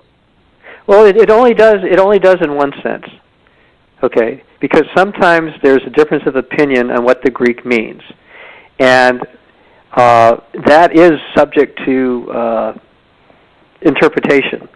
And looking at early church writings helps give a clue as to what they actually meant. Because I've had people try to argue me what the Greek means in the New Testament who are not Greek scholars, or they'll quote some Greek scholar. And I'll say, no, if that's the case, early Christians would have viewed it differently than they did. So I'm not saying ever to rely on 2nd or 3rd century stuff as opposed to the Bible. But I am telling you that if people close their mind completely to the 2nd and 3rd century, they're more likely to veer off doctrinally. Again, we do not rely on the 2nd or 3rd century for doctrine. I've not changed any doctrine because of something I run across in the 2nd or 3rd century. I've just found confirmation of the doctrine in the 2nd or 3rd century. So I just want to point that out. Well, this is what I found. I found that people are questioning or go into the language or the Greek when they don't agree with the clear doctrine in the Bible. Usually they go but the Bible. But you say the clear doctrine of the Bible. In all due respect, the Bible is a translation, and all the translators have their own biases. So sometimes what you might consider to be a clear doctrine of the Bible, let me Greek may not have. Let me give you an example. Right? Okay. I'm talking about apparent things in the Bible. Like, for instance, the Bible from Genesis to Revelation support the Sabbath. Yes. Like there's really no argument there. There's no verses you can go into, Hebrew or Greek, that could go against that doctrine.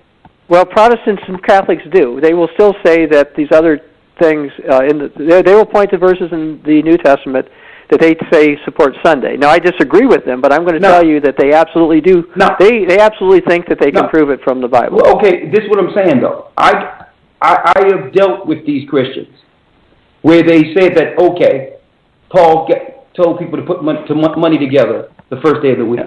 Yeah, cool. The church came together to break bread on the first day of the week. I can show you in the Bible where they did it on the second day of the week or the fifth day of the week.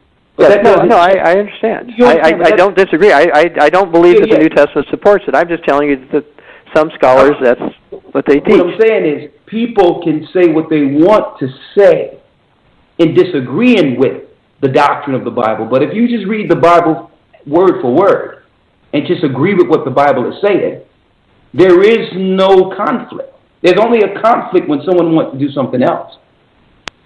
Yes, but again, but you understand that people who are of the other persuasion will tell you that's what you're doing. Now, I disagree with them, okay, but I am just telling you. Okay. Well, okay. Another thing, real quick.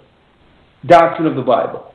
There's clear-cut information through the Bible that, and you and I agree, there's clean food and unclean food. Yes. There's no place in the Bible where disciples are eating pigs. Correct. And nobody called of God is shown from Genesis to Revelation to eat unclean meat, and even the unclean animals or unclean spirits are mentioned in Revelation. I totally agree with you. Yes. So that's a clear doctrine when it comes to dietary. What I'm saying is, it seems the same people that were operating after the Israelites fell in 70 A.D.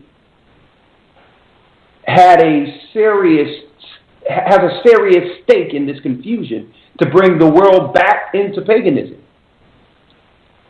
to move the world back to where it was before Christ. And do you agree or disagree with that? That they're trying to, that they really are hidden, they're pagans in hiding. They're using Christianity to cloak their paganism. I believe that most people who profess Christianity are practicing a pagan religion with the word Christianity in front of it. If that's what you're asking me, the answer is yes. Oh. If you're asking me what happened in 70 A.D., that's more complicated. Okay. In 70 A.D., you had a couple different things happen. First of all, now this is from tradition. Traditionally, it's believed that somehow the Holy Spirit gave a message to tell the Christians to flee Jerusalem before it was destroyed. And the faithful Christians left Jerusalem before it was destroyed, and they went to a place called Pella. And then many of the Christians came back, and then they stayed until 135 A.D., which is a whole other subject. Okay, but, where did you get the history of Pella from? Because I have other history. I have other history of where the Israelites The Nazarene Christians claim to come from Pella, and they claim that from Pella they came from Jerusalem. So this is the idea that Christians claim to flee to Pella is fairly known. Some don't agree that somehow God wanted them to do so. No, it's fine. I'm asking you, what source is that, is what I'm asking. You can go to any of my books. I've got all kinds of references on it. I think Eusebius, father of church history, said it too. Okay. The so-called father of church history. He was a are you familiar with the Jews that ran into Africa in 70 AD? There is a discussion about some. See, there was some who perhaps went over into Ethiopia, but unfortunately, when it's similar to some of the stuff I've read about people who say that the apostles went over to the UK in the first century. Some of the first century claims on travel, I have not found early enough documents that I'm really comfortable with it. I am comfortable with, there was a bishop, an African bishop by the name of Nepos in the 3rd century who had the truth. When it went into Africa proper, I'm not sure. I've attempted to look, as I mentioned at the outset of this, the biggest bulk of members in the Continuing Church of God live in Africa. Okay, so Africa is something of extreme interest to us, more than perhaps some other groups it would be. And I've attempted to look at early writings showing what went to Africa. There are some legends about what happened in Ethiopia, but if you have a reputable source, and if you want to send me an email, because I don't know if we'd have time to discuss this right now. Okay, well, really I'd be happy to look into it, because basically one of the guys named Simon went into Africa. Okay, one of the disciples named that, and so presumably he would have brought the Sabbath and everything else with him. Okay, no. The point I'm making real quick is that what's being hid in modern day Western theology is that there's some historical research, Hebrewism in West Africa, from Babylon to Timbuktu, Rudolph R. Windsor, with all the references in it. Also, another book by Ronald Sanders, Lost Tribes in the Promised Land, showing but my question to those books would be, what are their actual sources? Okay. Because I've read, to the best of my knowledge, I've read every document translated to English language in the 1st, 2nd, 3rd centuries. Okay. And if there's one, I'd love to see anything that actually has real proof. I'm with you. I'm putting it out there. I want to say this real quick also, that while traveling into the Greek islands and the Greek Orthodox Church, and I have the original Russian icons, all the disciples, Christ, and those that were destroyed by the Romans were black people. Did you know that? I would not say that all that were, based on some research that I've done. There were blacks amongst them. No, they were all black. They were not all black. In all due respect, you'd have to, if you would not mind emailing me an actual citation of something from the 2nd or 3rd century that confirms that, I'd love to take a look at it. As opposed to, I've read books where people speculate a lot on that kind of stuff. But I'd love to see. If something is proven, I'm happy to accept it. Okay, let me get your email real quick. cogwriter@aol.com. Okay, Azariah has it, right? Yes, And again, I mentioned our website before, cogwriter.com. So excellent. I'm going to make sure you send. But your history. Yes, because I'm extremely interested. As a matter of fact, I'm planning on going to personally. I'm probably going to go to Africa again in probably in February. Yeah. I hadn't announced that before, but I'm looking at going there again. I've been to Africa 2 other times. This will be my 3rd trip to Africa. And if any information, if I need to update something, I'd be happy to do so. I'm always interested in legitimate history. Okay. Speaking of Africa, by the way, just for fun, I don't know how much you've read from the late Dr. Martin Luther King, but he basically admitted that Sunday came from Mithraism in one of the writings he did in the 1950s. If you go to my website and read about Martin Luther King Jr., you might find that of interest, unless you already knew that, as I mentioned that. Yeah. But I just want to say this. I want to say this real quick, and I know other people want to come on. I wanted to say this. Usually, when we talk about blacks and their connection with being those that were destroyed by the Romans, we notice a lot of historians and others go right to Ethiopia. Ethiopia are originally Cushites.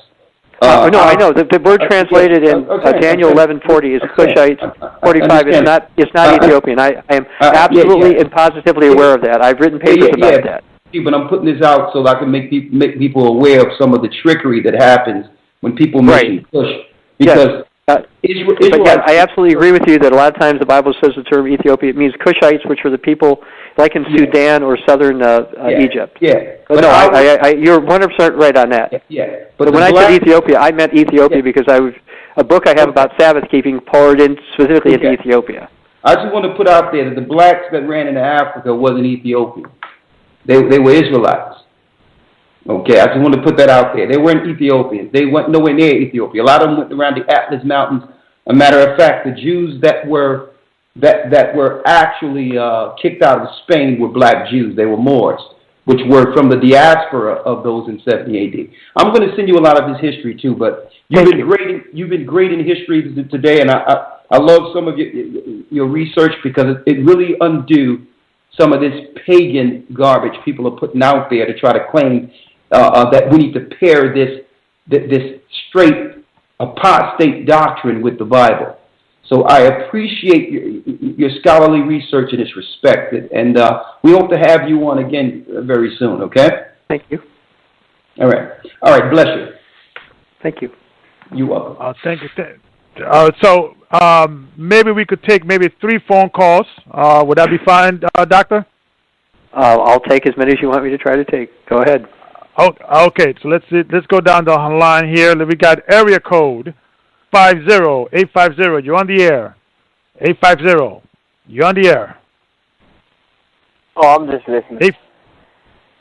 Okay, you just listen. I'm sorry. My apologies. Just press the number 1 to get off the queue, please. Okay, let me bring in area code.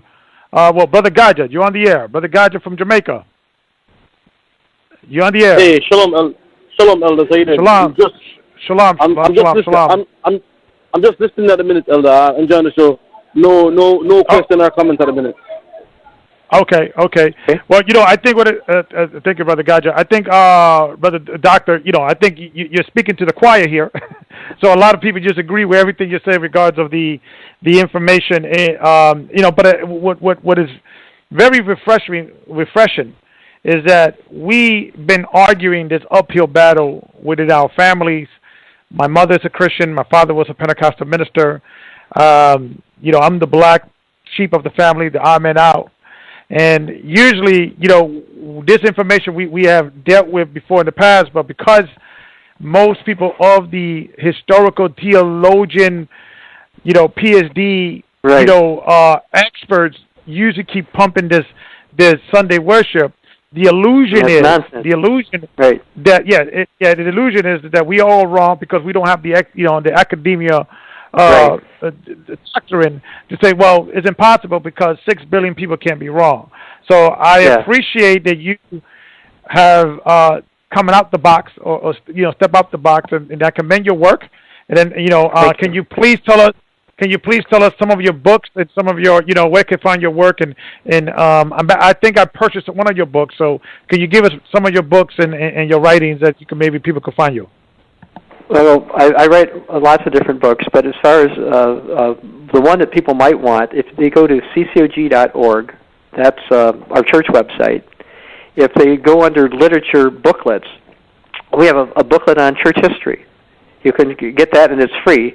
Now, if you want to go to Amazon, you can buy it as well. But if you just want to go and find it online, you can read it right there. But I document what happened with church history. I do talk about the Sabbath some. In the future, I'll talk. I might write a book specifically about the Sabbath. But the idea, here's the thing that gets me about church history. You talk to the Roman Catholic scholars, they basically tell you, well, yeah, the original church was Jewish, but in time people switched. Well, wait a minute. They'll tell you that the original Christians, therefore, kept the Sabbath, they kept the holy days, they avoided unclean meats, and things like this, but it changed. Well, then why did Jude write, contend earnestly for the faith once for all delivered to the saints?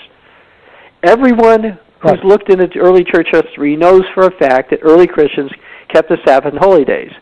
Now, what they argue about is if somebody changed it somehow, if it was just an early tradition that Jesus told them it was okay to change it, even though that's not in the Bible, or some nonsense along those lines. But as far as the reality, every scholar who looked in church history knows, Paul kept the Sabbath, other people in the holy days, and the other Christian leaders did. And so you've got a society now, though, it says, well, because scholars are relying on mistranslations, therefore they all must be so smart, and we're just too dumb to know. That's nonsense. The Sabbath was always the Sabbath. It didn't change. The Bible does not endorse Sunday. It never did. And anytime people point to the Sunday stuff, they have to, one, believe that the doctrine was changed, and two, they have to point to some document that came usually 100 years or more after Jesus died to claim that it changed. Okay, because most of these documents that they start to point to really come from 150 AD or thereafter. And early Christians were not jumping to Sunday as soon as they possibly could. That was just simply not the case. And the Didache doesn't teach it. Ignatius didn't teach it. And it was that false gospel, according to Peter, that supposedly did. Yeah, and I think there was a bonus. Think about that. That's what they're relying on. Yeah. So. Absolutely. Well, thank you, Doctor, once again, for coming and sharing your expertise. You're clearly a rarity, so we appreciate you doing the good work. Maybe, I know the elder is going to be sending you some information in regards of the lost tribe of Israel. I know I have seen some of your articles on that. I know you have some thoughts on that, but maybe yes, we do believe that Israel has been dispersed. Okay. Okay. All right, and I'm sure there are Israelites of different colors.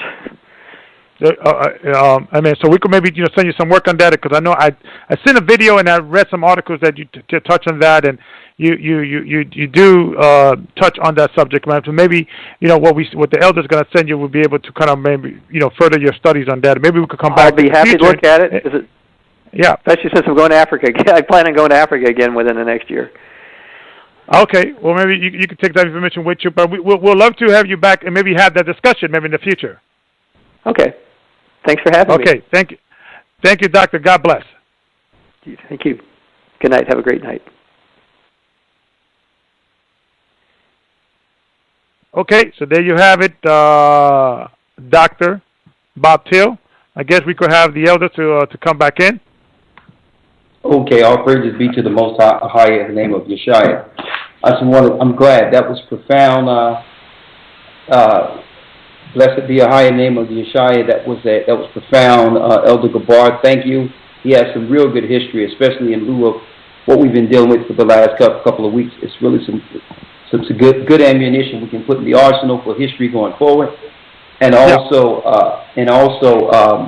but I noticed that people like to stay away from, and there's no disrespect to him, about what happened in 70 AD, because really, we wouldn't be arguing all these points of alternative books and all that, and having to do this if the Romans didn't sack and destroy our people in 70 AD and begin to make apostate or heretical literature that would stare the doctrine or confuse the doctrine for our people in the last days. One thing I'm glad he mentioned that was on point, all praises be to the Most High, is how Marcion came down the line and began to put Sunday over the Sabbath and steered away. He steered away from Christ's writings and used the misrepresentation of Paul's writings to push a new doctrine that was unheard of during the time of the apostles. And to the point where people today claim Marcion's family translated the New Testament, which is a bold-faced lie. Now, but I'm glad he mentioned that. Now, we want to inject a new segment we'll be having from week to week. We'll bring in 2 to 3 brothers or sisters per week in a segment we'll call New to the Truth, where they can give their 2 to 3 minute testimony of their walk and how they found the truth. Right now, and after that, we're going to bring Gocc in because Gocc has a question. Azariah, if you may, and after this, I think he's in already, Elder. Go ahead. Okay, real quick. So after that, Gocc will have a question, and then if you want to, Gabar, we can wrap it up on your assessment for this evening, for the guest, the whole thing. All right. So, Azariah, who we got? We have Chris on the line. New to the truth. Chris Wilson. Oh, yes, I'm on the line. Okay, brother, you got 2 minutes. The floor is yours. I just got into the truth, man. I've really been going through a lot of things in my life and started picking up the Bible and reading. You know, grew up in Christian church all my life. You know, and I knew something wasn't right about it, so I just never got into the spirit. You know, I just used to always sit in there, you know, thought I was the devil myself, you know, so I wasn't learning nothing, you know, that I'm seeing in there that, you know, we're not supposed to put Christmas trees in the house, but, you know, we celebrate Christmas, you know what I'm saying?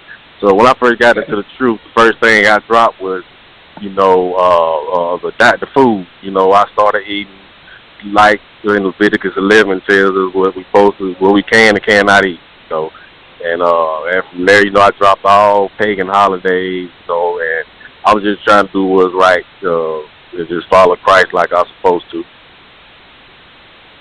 And well, brother, that's all I really. Okay, how did you run into the gathering of Christ Church?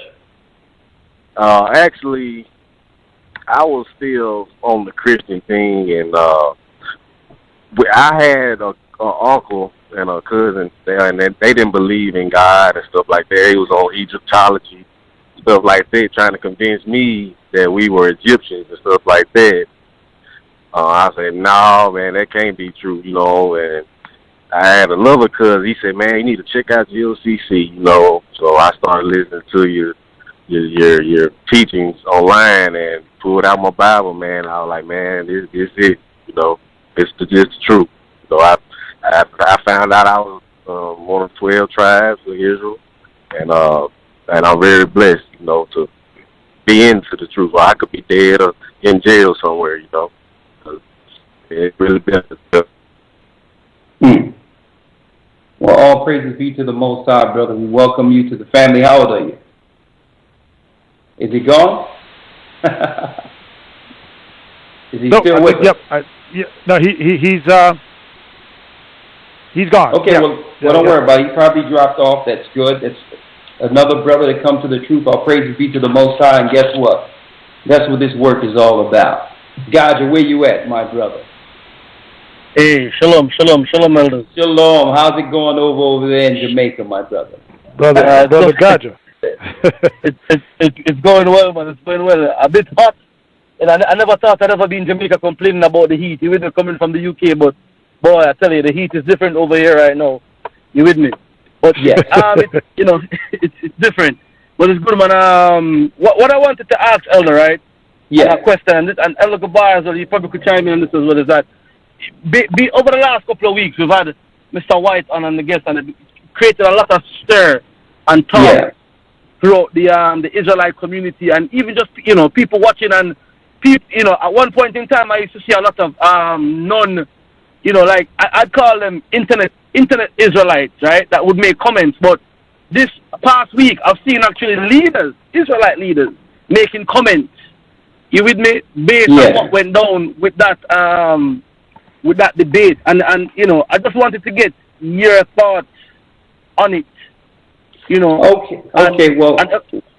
Well, brother, my thoughts on it is this. When I came to England and you were on a radio station, and you were at Peace FM, correct? Gocc, you there? Yes, sir. Yes, Peace FM. Yes. Yeah. Did you believe the Bible? No, sir. When I was finished, did you believe the Bible? No, sir. Not at that minute. No. But by the time it was over, did you believe the Bible? By the time it was over, I was walking with it, teaching it. You know.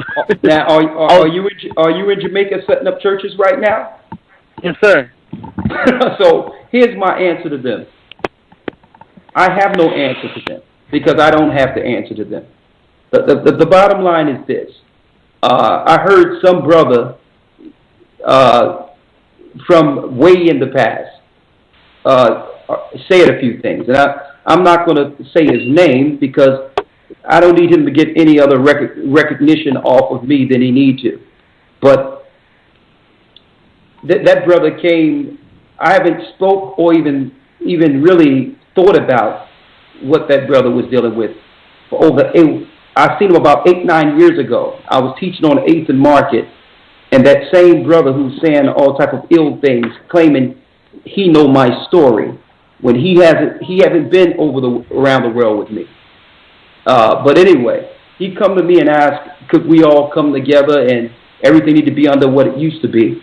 And I said, no, I'm not dealing with none of that. I'm dealing with the doctrine of Christ. And I wish them Godspeed. The bottom line, two can't walk together lest they be agreed. So the work continued, and through Christ, we baptized people throughout the four corners of the earth. It's just what you would call disheartening, and that's the best word for it, because I don't see nobody talking about the rabbis that I've dealt with, that I converted people after they see me having discourse with rabbis all over the world. I haven't seen no one deal with all the other people that you know, where was your videos on that? Where was your videos when the church was being converted? But you wait till you see what you perceive is a weakness to try to attack your own brother. So to me, brother, my answer to you, Gocc, these individuals are weak brothers. They need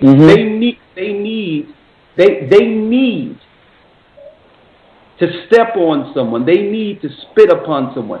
They need to relegate someone under them so that they can show that there's something great, that they may be something greater. But the only thing any of us have to show, brother, is our works.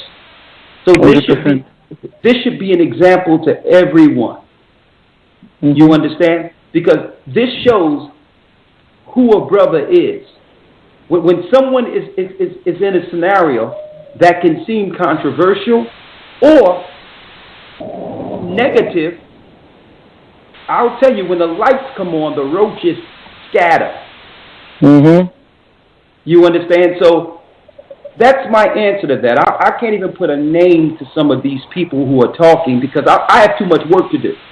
I'm going to let them, and this is what we're going to do. We're going to let them continue to watch us do the will of Christ without even speaking their name. And you know what? They'll see the work. And with the work, they won't be converted. They probably just get more mad and more angry and claim the doctrine ain't right, try to call people names and all that. But they're just showing their weakness. They're weak. They're weak little men with no works. That's my answer to that. Only thing we have to do, brother, is do the work. Okay? Now let me hold up. I want to read one thing. Go ahead. Philippians 1:15 reads, "Some indeed preach Christ, even of envy and strife, and some also of goodwill. The one preach Christ of contention, not sincerely supposing to add afflictions to my bond.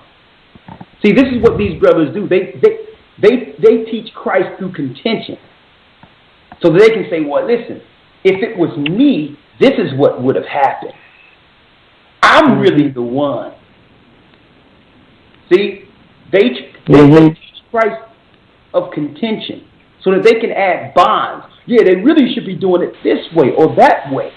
Not even realizing that the Most High is not even giving certain people the platform based on their spirit, based on what they're dealing with. And so a lot of repenting has to happen. Baptism has to happen for them to actually get an opportunity to win, if that's what they want to call it. Another thing, Philippians 1:17 reads, but the other of love, knowing that I am set for the defense of the gospel. Let me tell you, win, lose, or draw, we will defend the gospel. We will stand for our people, those that love us or hate us. Another thing I wanted to put out there real quick while you're on there, Elder Gaja. We got some people out there going to some webpage, lying on the church, stumbling people, claiming that we sent some people into Ecuador on some flea doctrine and all that. And it's all a lie. We never had some people go to Ecuador. None of that happened. Okay? So I have the elders on the phone here who can state claim and can witness that we have never had no people go to no Ecuador. Okay? That's number one. Number two, they had another couple out there that came to my attention that claimed they were part of the church. When come to find out, these people that they had as witnesses against the gathering of Christ Church went and took a veteran's check and had it transferred over to them while they put them in a basement. Why am I putting this out there? Because they have these people that are atrocious, speaking against the church, who have done hideous things as a witness against the church and stumbling these people. We're doing the work. And guess what? No one can deny that. And there's no one out there that have went any place in the world, brothers or sisters, that have made a video or otherwise and said that we did anything wrong to them or anything. So I'm going to tell you, the Most High is straightening things out. Like I said in my last video a few days ago, enemies within Israel. We're going to have enemies because we're doing the work. We're not paying attention to them. They're paying attention to us. And that's what I want y'all to realize. You brothers are doing some great work. Gabar, you're doing great work. Gabar, when you first started talking to me, right? Yes. How many of it was you in New York when you first started talking to me under the church? It was just me. It was just me. It was just me. And didn't I tell you what was going to happen? Yeah. Now it's hundreds upon hundreds there. Is that correct? Yes. Yes. I can't keep up. Yes. And every time you look, we need a new building, right? Yes, because we keep outgrowing our building. And guess what? That's all power and all praises be to the Most High in Christ. A young brother, and each week we're going to have New to the Truth, where brothers and sisters are going to come on and tell the world their impact, the truth, the impact this truth has had on their life. That's what the truth is about. Okay, so if you want to examine anything, examine the work of the Most High and stand up and cheer your brothers who are working day and night to bring forth the gospel. On good days or bad days, this is our work. And you have never heard us slander anyone's name. We never talked about anyone. You think I've been in this over 20-something years. Don't you think I know some of these people personally and all that? Why you think I didn't put anything out there on somebody? You know why? Because they have a place for repentance just like I do. They have an opportunity to do right and change their ways just like anyone else. So I can't look at what someone did 15, 20 years ago and try to say, well, listen, check out I know who they are. I know who they are. Mm-hmm. These brothers are weak individuals with no works, and Christ will deal with them. Mm-hmm. That's all I have to say on that. And Elder, just off of the back of that, and I'm saying this out there publicly for everybody to hear, that we have had conversations, you and I, and also Elder Gocc, when people have come at the church, and me in particular wanted to retaliate, as in, say something, and you have said to me not to do it, and and this is what you have been telling me over the years I've known you. It's just continue to do the work. So what you're saying right now isn't, is not for me. I've heard it. You with me? I've heard it from you over the councils, the many councils I've had with you over the years. That just continue to do the work, and don't watch anybody. I've seen so many people who have been a part of the church or claim to be a part of the church leave, step out, and have amount to nothing. I've seen so many people over the years attack the church and amount to nothing. That faded in the breeze, as if they were never there. And I know based on what I've seen and operating in this church that this isn't going to be a different scenario. You with me? It's going to be the same thing. So and to the second part of what you said about the people out there, claiming that the church has sent people into anywhere. People need to know that the church, there's elders within the church, and anybody going anywhere, it comes to a council of elders. So if the elders are not present within that council, then somebody's looking to scam you, or it's not real. You with me? So people be warned out there. And exactly. Listen, the only people that have something negative to say are those that were negative against the church anyway. Yes. Some people talking about the blowback from what happened and they want to make our videos. Listen, these are the people that have had an issue anyway. Yes. Okay. But the bottom line is the gospel will abound. The baptisms will continue. The gift of the Holy Spirit, the laying on of hands, listen, we just through the Spirit of Christ converted a whole Christian church into the truth, and they are all following the law of the Most High. Where's the celebration? Where's the celebration for that? Mm-hmm. Brothers are carnal. You understand? They are carnal, and they're not even worth an honorary mention. Mm-hmm. Okay? And guess what? Even when I've seen brothers attack other brothers in the camp, and you brought it up to my attention, Gocc, and what did I say? I say it's a shame. Yes, I said the same thing. Yes, I was about to say that. Yeah, you got people out there talking about we know this person is this and we know this person is that.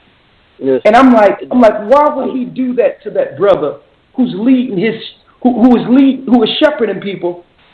And no matter what he did, I don't even believe anything they said about the brother.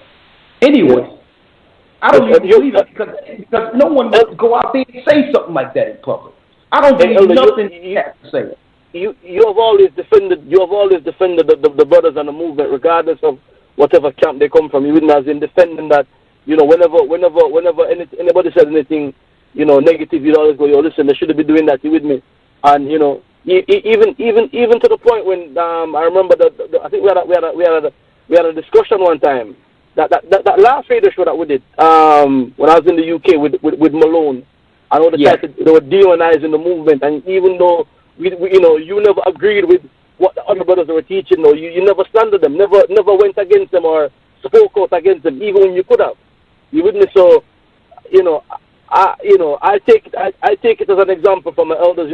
I learn from my elders. So that's what I'll be doing. I'm taking that leave and following that step, man. We're gonna leave it, and it's gonna fade, just like everything else fade away. You with me? They can't. Exactly. They can't stop this truth, elder. I mean, they can't stop it, and we're seeing it. You with me? Go ahead. Gotcha, real quick. You didn't believe the Bible, right? No, not at all. I never. Okay, I told you. Okay, I need you to just put out there through the Holy Spirit how many churches you have helped set up since you were converted.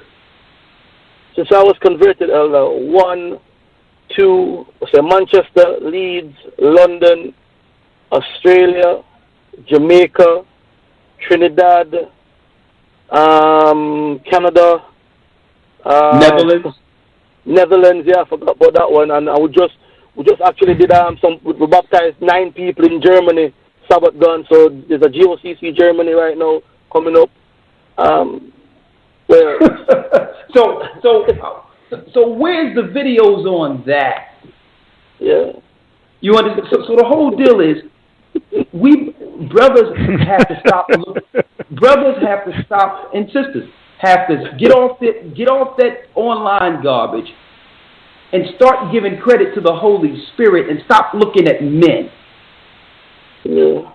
Look at the work of the Most High. The Most High is spreading the truth throughout the four corners of the earth. We're baptizing in water, whether you like it or not, and we're going to exalt a highest name over all names, whether you like it or not. We will stand in the Spirit of Christ. No one has added 1 cubit to us and cannot take nothing away. Oh, amen to that. Well, we're coming down to the last 37 minutes of the before overtime. So, Elder Ricard, you want to maybe take some more phone calls, or maybe you want to, I guess, end it in now. Good. Well, we can take 2 phone calls, and we can wish you all Godspeed. Well, amen. Okay, so we have area code 773-773. You're on the air. 773, area code 860. You're on the air. Going once, going twice. Okay. Area code 352. 352. You're on the air.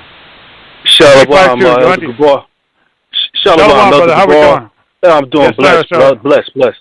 So, I'll make it real quick. I got one scripture primed up. If you don't mind, I'd like to read it. I'm at Ephesians 4, and I'm at verse 31. Ephesians 4. Okay. Verse 31. Let all bitterness and wrath and anger and glamour and evil speaking be put away from you with all malice. Oh, my brothers, put it away. Just stop. Stop it. You cannot stop with a higher and get shyer and the Ruach Kodesh is moving. You can't stop it. Leave it alone. We're not speaking nothing against you. Even on the mixtapes, I've even blended Big Elder Yeshaya, even the brother Shemaiah, whatever that camp over there, the Big Elder. I even blended in the points that, we could harmonize on.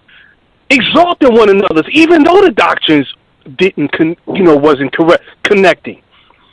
Verse 29, let no corrupt communication proceed from your mouth, that which is good, to the use of edifying, that it may minister grace unto the hearers. That's what we're here to do, my brothers and sisters. I've only been in the truth I've only been with the church not even 5 years. Ain't even been half a decade. But I feel like I've been here all my life. That's just how powerful this ministry is. So, brothers, sisters, let's do what's right. I'm going to let the scripture speak. I'm going to bow out. Shalom to my elders. I love you all. I love the church. Shalom. Shalom, young man. Bless you. Shalom. Okay, let's go down the aisle. We got area code 868. 868. You're on the air. You're on the air. 868. Shalom. How we doing? Who's this? Who's calling? Where you calling from? Shalom. You're live. I'm calling from Trinidad. My name is Kevin Carroll. Shalom. Can you hear me? Yes. You're coming in clear. Yep, you're coming in clear, brother. Okay, yes. I was calling. My wife and I just recently got into GOCC, and we just recently moved to Trinidad to be under Deacon Yat Azakwa. And my call is to say to Elder Recall and the rest of the elders, your work is great. The Most High has given you the power to speak to people that, like myself, that was lost, and no one can take that away. And I just want you to know I love you. I would be lost without you, you elders. And Elder Recall, keep doing what you're doing because people are coming to the Most High through y'all. Thank you so much. Shalom. Shalom, brother, and all praises be to the Most High. Bless you. Thank you, brother, for supporting the show and supporting the movement. Okay. Area code 863, you're on the air. Shalom, my elders. Shalom. How are we doing? Where are you calling Shalom, from? This is Sister Lisa calling from Florida. I had a comment, and then I also had a question. The comment was how Elder Ricard dealt with that man was impeccable. I've always heard you say, Elder, we cannot control other people, but we can control our reaction. And that's admirable, and I've had to learn to do that. And you showed me how to do that. And the second thing, I had a question. I don't know if Elder Gaja knows, but in Jamaica, where my family is from, it was a I don't know if it was GOCC. I had emailed Elder Lawyer the link to it on Religious Heart Talk. Ian Boyne had a Hebrew Israelite group on there. I wasn't sure where they were from. I don't know if Elder Gasha knew or if it was our church or because my parents were asking and I didn't know what to tell them. Well, let me bring in Elder Gaja in. Elder Gaja. Yes, shalom, sister, shalom. Shalom, Elder Gaja. Ian Boyne has a lot of Hebrew Israelites on the show, you know. The many groups that come on. I know the most recent one right now is IUIC that was on it most recently. I think that show's going to be aired in about a month or two. I'm actually trying to get on it as well. You with me? But there's been many groups that's been on it. You follow me? But okay, I didn't know. We can get an audience with the Gathering of Christ Church very soon. I'm actually in contact with his production team right now, trying to get on it. Oh, okay. In addition, I don't know which parish you're in, but my mom's church, Swallowfield, is in St. Andrew, Kingston area, and yes, I mean she's kind of. I was in Swallowfield today. Really? Yes. Oh, that's awesome. Yes. So what you could do if you'd like, just email the church with your contact details, and I'm sure Elder Lawyer will forward it over to me, and I'll have a word with your mom or invite her over to the church if you'd like that. The water. Thank you. Okay, thank you, sister, for supporting the show and supporting the church. And Brother Gaja, I know you're doing the work up there. So yeah, if people want to reach out to you, or maybe while you're there, I guess they can reach out to the church or send an email and they'll forward it to you. Yes, that's what we've been doing so far. Just send an email over. You can either email the main church address, or you could send it to gocc144uk@gmail.com. I also get the email from there as well. So Sister Millicent will send that over to me. Well, that's a blessing. And are you keeping contact? Or you spoken to Brother Deacon Yedazakwa over there in Trinidad? Yeah, I spoke with him. I think about a week and a half ago. So I'm looking to go down there soon. So we're planning that up right now to come down to Trinidad. Also, I was thinking about going to St. Kitts. I think there's some people down there that want to get baptized. And they've been there for about 2 years right now. About 14, 15 people in St. Kitts that want to get baptized. So we've been talking about that. What happened is there used to be a conference call throughout the Caribbean, and we had suspended that based on what was going on throughout the church and worldwide. So hopefully we're gonna get some communication going on back with the people in the Caribbean very soon. So me and Deacon Yatazako been communicating on that level. So I'm gonna hopefully I can get down. I'm looking to go to from Trinidad, St. Kitts, Barbados. I think we have people down in St. Thomas, I think, down there. I think Brother is it St. Thomas, I think, or St. Croix. Brother Gideon and his family down there as well that want to get baptized, and people who've been fellowshipping and linking in with the church now for the better part of 2 years.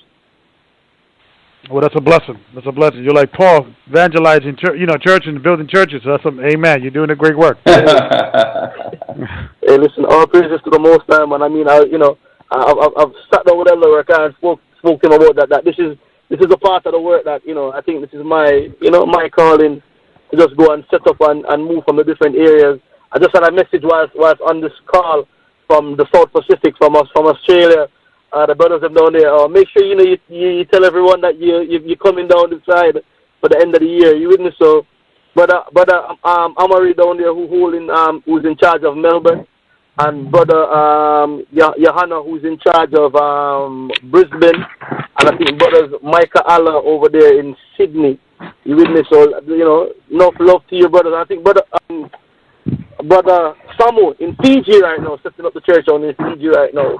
Hopefully we can come down here and do a big tour of the region. Look, everyone asking for you down there, and so. I know. I gotta go up there, man. I gotta go to see my Nefertali brothers, man. I gotta go up there. So definitely we'll definitely talk. We'll definitely talk. I'll tell you what. Everybody be asking for Gabbar everywhere. Definitely. I gotta go up there. So let's take maybe 2 more phone calls, Elder. Yeah, that's good. Okay. Area code 504. You're on the air. Hello, how y'all doing? Shalom. So I'm not sure if anybody talked on this topic because I've been in and out, but I just have a question. This is a question that I've seen a couple of pastors asking on social media with the recent killing in Baton Rouge of the unarmed black man. Do you think there's some type of action our people should be taking along with prayer? Is there something we should be doing besides boycotting and hashtagging? Well, sister, I don't know if you know about it, but there's been a lot of what we call what the government calls false flag terrorism that want to agitate the racial line and bring forth martial law. So so my thing is,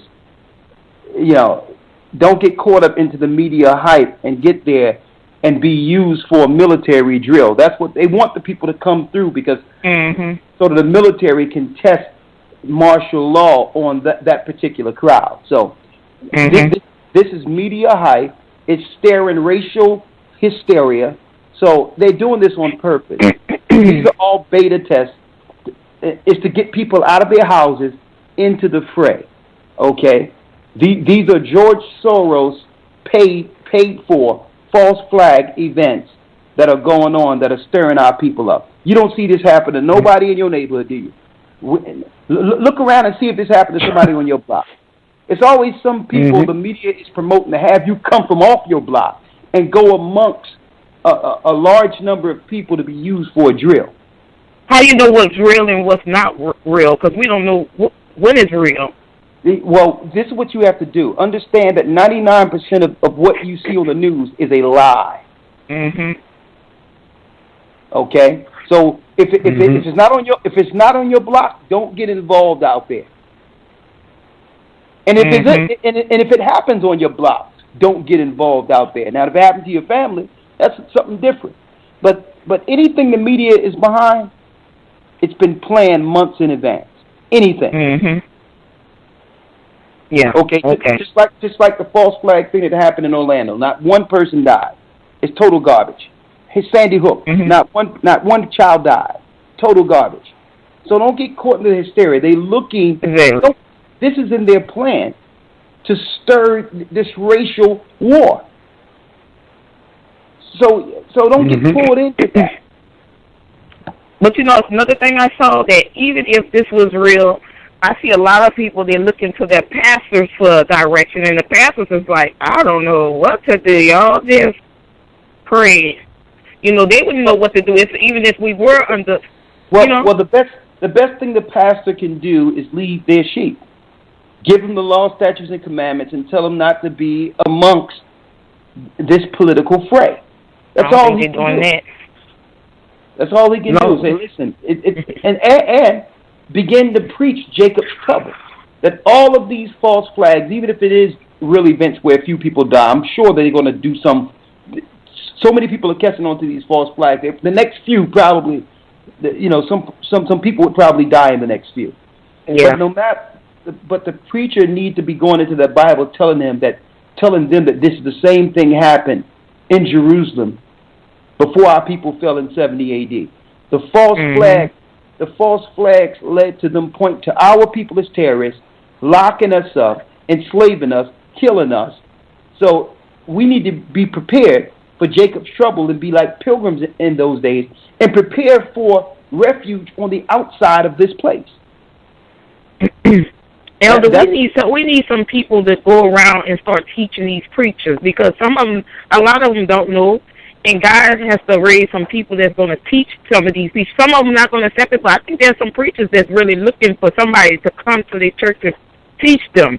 Well, sister, we're teaching pastors. We have pastors in the Hebrew, and we have pastors in our academy learning the true doctrine.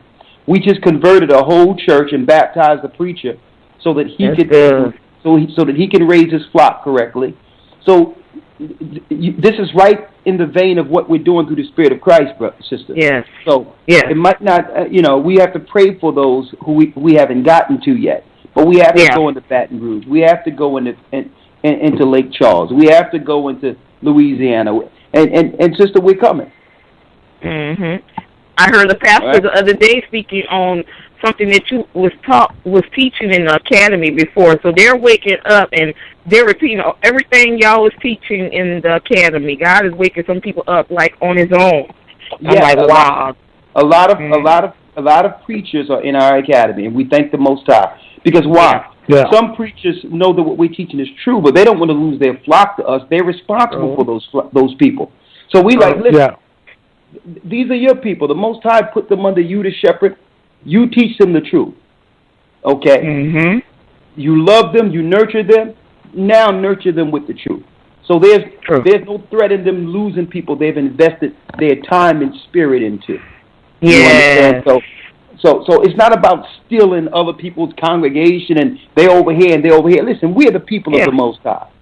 Yeah. There's many shepherds. There's a lot of shepherds. We just have to make sure the shepherds are walking with the correct doctrine, that they're baptizing, laying on of hands, they're healing, they're praying. You understand? They're taking their time with the flock. They're teaching the eternal judgment and the resurrection, the full doctrine, the full spectrum doctrine of Christ, and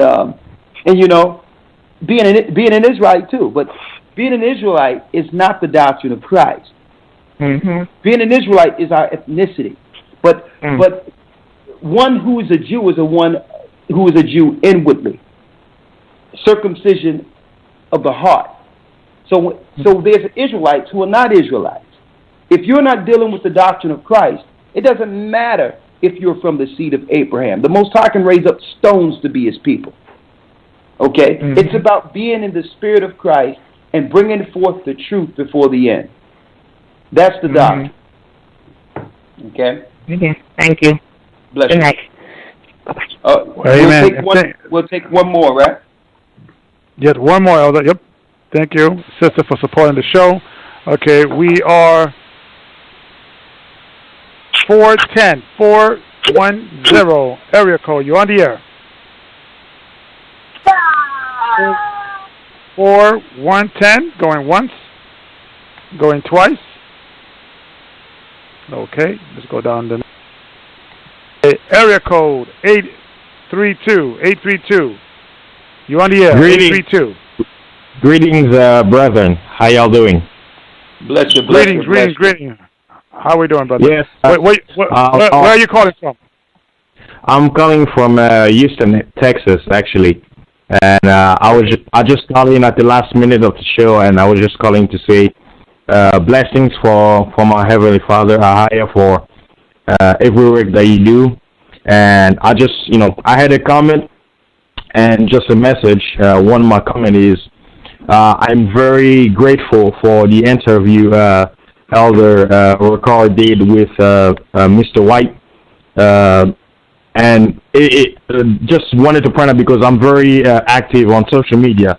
It seems that every time GOC or the Gathering of Christ Church does an interview, those people's views, whether on YouTube, social media, likes, afterwards, it gets blown to proportion, meaning nobody cared about them until they do an interview with the church, showing where the power of Christ is. And it's amazing how the same people who claim, the so-called Esau is the wicked and blah, blah, blah, the same ones, when they saw this opportunity, they jump ship. And you would think they will defend, because we know who we are, we know the truth about being Israel.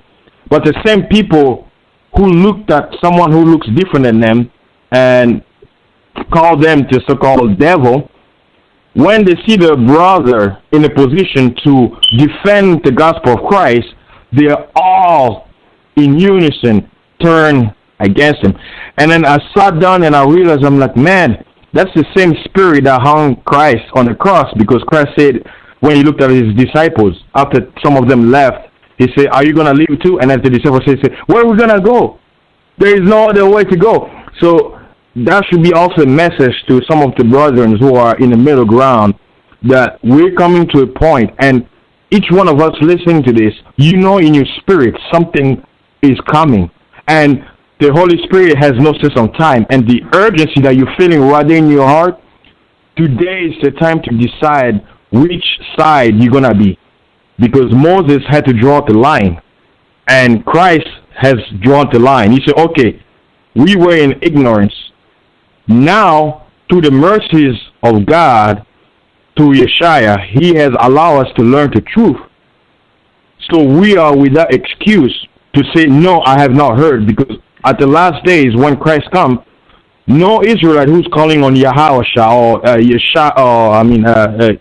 that wicked name of Baal will say, well, I wasn't sure if it was the actual name and this and that, because Christ is saying, many shall say, Lord, Lord, and we will not prophesy into thee, and we not cast out demons. And Yeshua is going to say, depart from me, I never knew you. So, Elder, you know already that, Christ is with you. And without the Holy Spirit's power, the gathering of Christ will not wake me up and all the brothers who are awake throughout the four corners of the earth. And you are the only truth of I'll say, so-called Hebrew Israelite that's scattered throughout the whole, the whole corner of the earth. So anyone listening, ask yourself, okay, of all those so-called camps, who is accomplishing Christ's mission to go to the four corners of the earth and preach the gospel, so that we can reach not only to our brothers who are scattered, but also to the Gentiles who want to come to the truth? You decide. But guess what? Faith is believing without seeing, and the evidence is made known. What you see is what you get. Only the Gathering of Christ Church is scattered throughout the earth, and that's the only place where we should put our eyes into to learn the truth. So may the Most High bless you, brethren. That's all I wanted to say. That brother was strong in the spirit. You know what? I'm not even going to come behind it. I can't come behind it. How about that? That was the Most High. That was the Most High. So this is discouraging. Just keep doing the work. And I think you're right, Elder. We just got to keep doing the work, because these things can get a bit distracted. And I've been getting a phone call every day for people that want to do, interview over this. And we already say what we're going to say about it. We're going to just move on. I think it's just no disrespect to nobody. We're just going to move on and do the work, because, the only people that we have to answer to is our flock, and our flock is behind us. And we should just continue doing the work, and everybody should continue to work in sincerity and in truth. So I'm more concerned about the future rather than dealing with the past. So absolutely. But I think that it was a very insightful. I think, the reason why I wanted to bring in Dr. Bob Thiel, and he used to show you that all the confusion that was going on in early church writings, and the deception that the Roman Catholic Church, the false prophet, the whore, the beast was bringing, and they were killing and chopping off anybody that went against them. Because when you go into these people, the early writers or the early Christians, all of them got martyred. All they got killed, horrible death. And it's wonder who was killing them. These Romans. And it remind me when Brother Bob Thiel said that the Roman Catholic Church actually put a decree that you are not allowed to keep the commandments of God. And when you look at the pattern of heavens historically, that was always the thing that all the other nations did. Try to remove us from the commandments of God. Exactly. And that's a pattern. And we took a stand then, and we're taking a stand now. Okay, don't remove us from the commandments of God. We accept Christ as the Messiah, and Christ the Messiah, his first speech says, "Think not I come to destroy the law, I came to fulfill the law." So we're going to do what Christ did and fulfill the law. All praises be to the Most High. All right, brother, let's do the work. And you know what? I want to get that song by that brother. Who that brother? What's his name? Dayan? Gaja? The one, do the work. We need to get, that need to be one of our anthems. I need to speak to that brother. Right, because do the work. I mean, he killed that thing. He killed it. Well, we got it right here, Elder. We got it here. We could end with that scripture. I mean, with that song. Come on. I want to hear it. Let's do it. Okay. Wake up on the Sabbath. Wake up on the Sabbath. Wake up on the Sabbath. Wake up on the Sabbath, straight chillin' like a cooler. Going to the scriptures, so I focus my medulla. Linking with my Hebrew straight, kick it like soccer. If you wanna buy a sale, holla back at us manana. Chillin' with my tribe, so I guess that make me tribal. And you can read about it in the Bible, but a lot of people simply in denial. But where will you be standing at the time of his arrival? Christ is coming to make war, taking over with the sword. What you think we on the block? I hear prophesying, for the blood is on your own hands. If you choose to ignore, yeah, it's time to wake up. Jacob scatter like a world tour, for sure, yeah. Most I told us go, so rest assured that we deploy. Yeah, he's something like a general, so let's make it specific. Gotta get the word out like we selling the Pacific. Transcending borders like we paid for a ticket. Made it through the trenches, had to stomp through the thickets. Hope you knock it out the park when I pitch it. You dig it? Layman's term, do you understand? Get it? Do the work beneath Christ, so we something like the light. About to do the work in my uniform white. Fresh about the washer, ain't he so bright? Bless him with the scriptures, open up the site. Do the work, clock in, but we never clock out. Now do the work, clock in, but we never clock out. Now do the work, clock in, but we never clock out. Go to work, never clock in, but we never clock out. That's right, homeboy, I give you time and a half. I don't cut for cowboys, I don't root for the mass. Big ups to the Northern Kingdom, I salute to the gang. Overcome by the troops who came and took over land. Said please understand that prophecies happen, for the skies to be cracking and Christ to come back snapping. Yeah, he coming for war, he gon' draw the sword. He can feel more than love, he gon' be covered with blood. Yeah, my Lord ain't no punk, King Yahshua ain't chumps. Yeah, they try to take our life because of who we are in Christ. Try to make us to be terrorists, they terrified and scared of us. Eyes on the ticker, cause they know their time is ticking. Gotta do the work, that's my primary mission. Standing on the block, trying to bait them like fishing. Prophesy to win, and to anybody listening, hope we add to the kingdom like addition. You dig? Underneath Christ, so we something like the light. About to do the work in my uniform white. Fresh about the washer, ain't he so bright? Bless him with the scriptures, open up the site. Do the work, clock in, but we never clock out. Now do the work, clock in, but we never clock out. Now do the work, clock in, but we never clock out. Go to work, clock in, but we never clock out. Yeah, I and our spirits looking bleached like Sammy Sosa skin. That may be what draw you in, just make sure that you listen in. Fact that you still listening is not simply coincidence. Focus off appearance, analyze what you are hearing. Come ye as the little children, we navigate through truth. The scriptures is our power steering. Holy Spirit show up, operate as chauffeur, and the headlights are so bright, shining something like Christ. That's right, can you dig it? Shake and bake, Talladega nights. Gotta run this race, Zion in the hindsight. Gotta do the work in Babylon before we flight. We never clock out, gotta serve him with our life. Do the work and need Christ, so we something like the light. About to do the work in my uniform white. Fresh about the washer, ain't they so bright? Bless him with the scripture.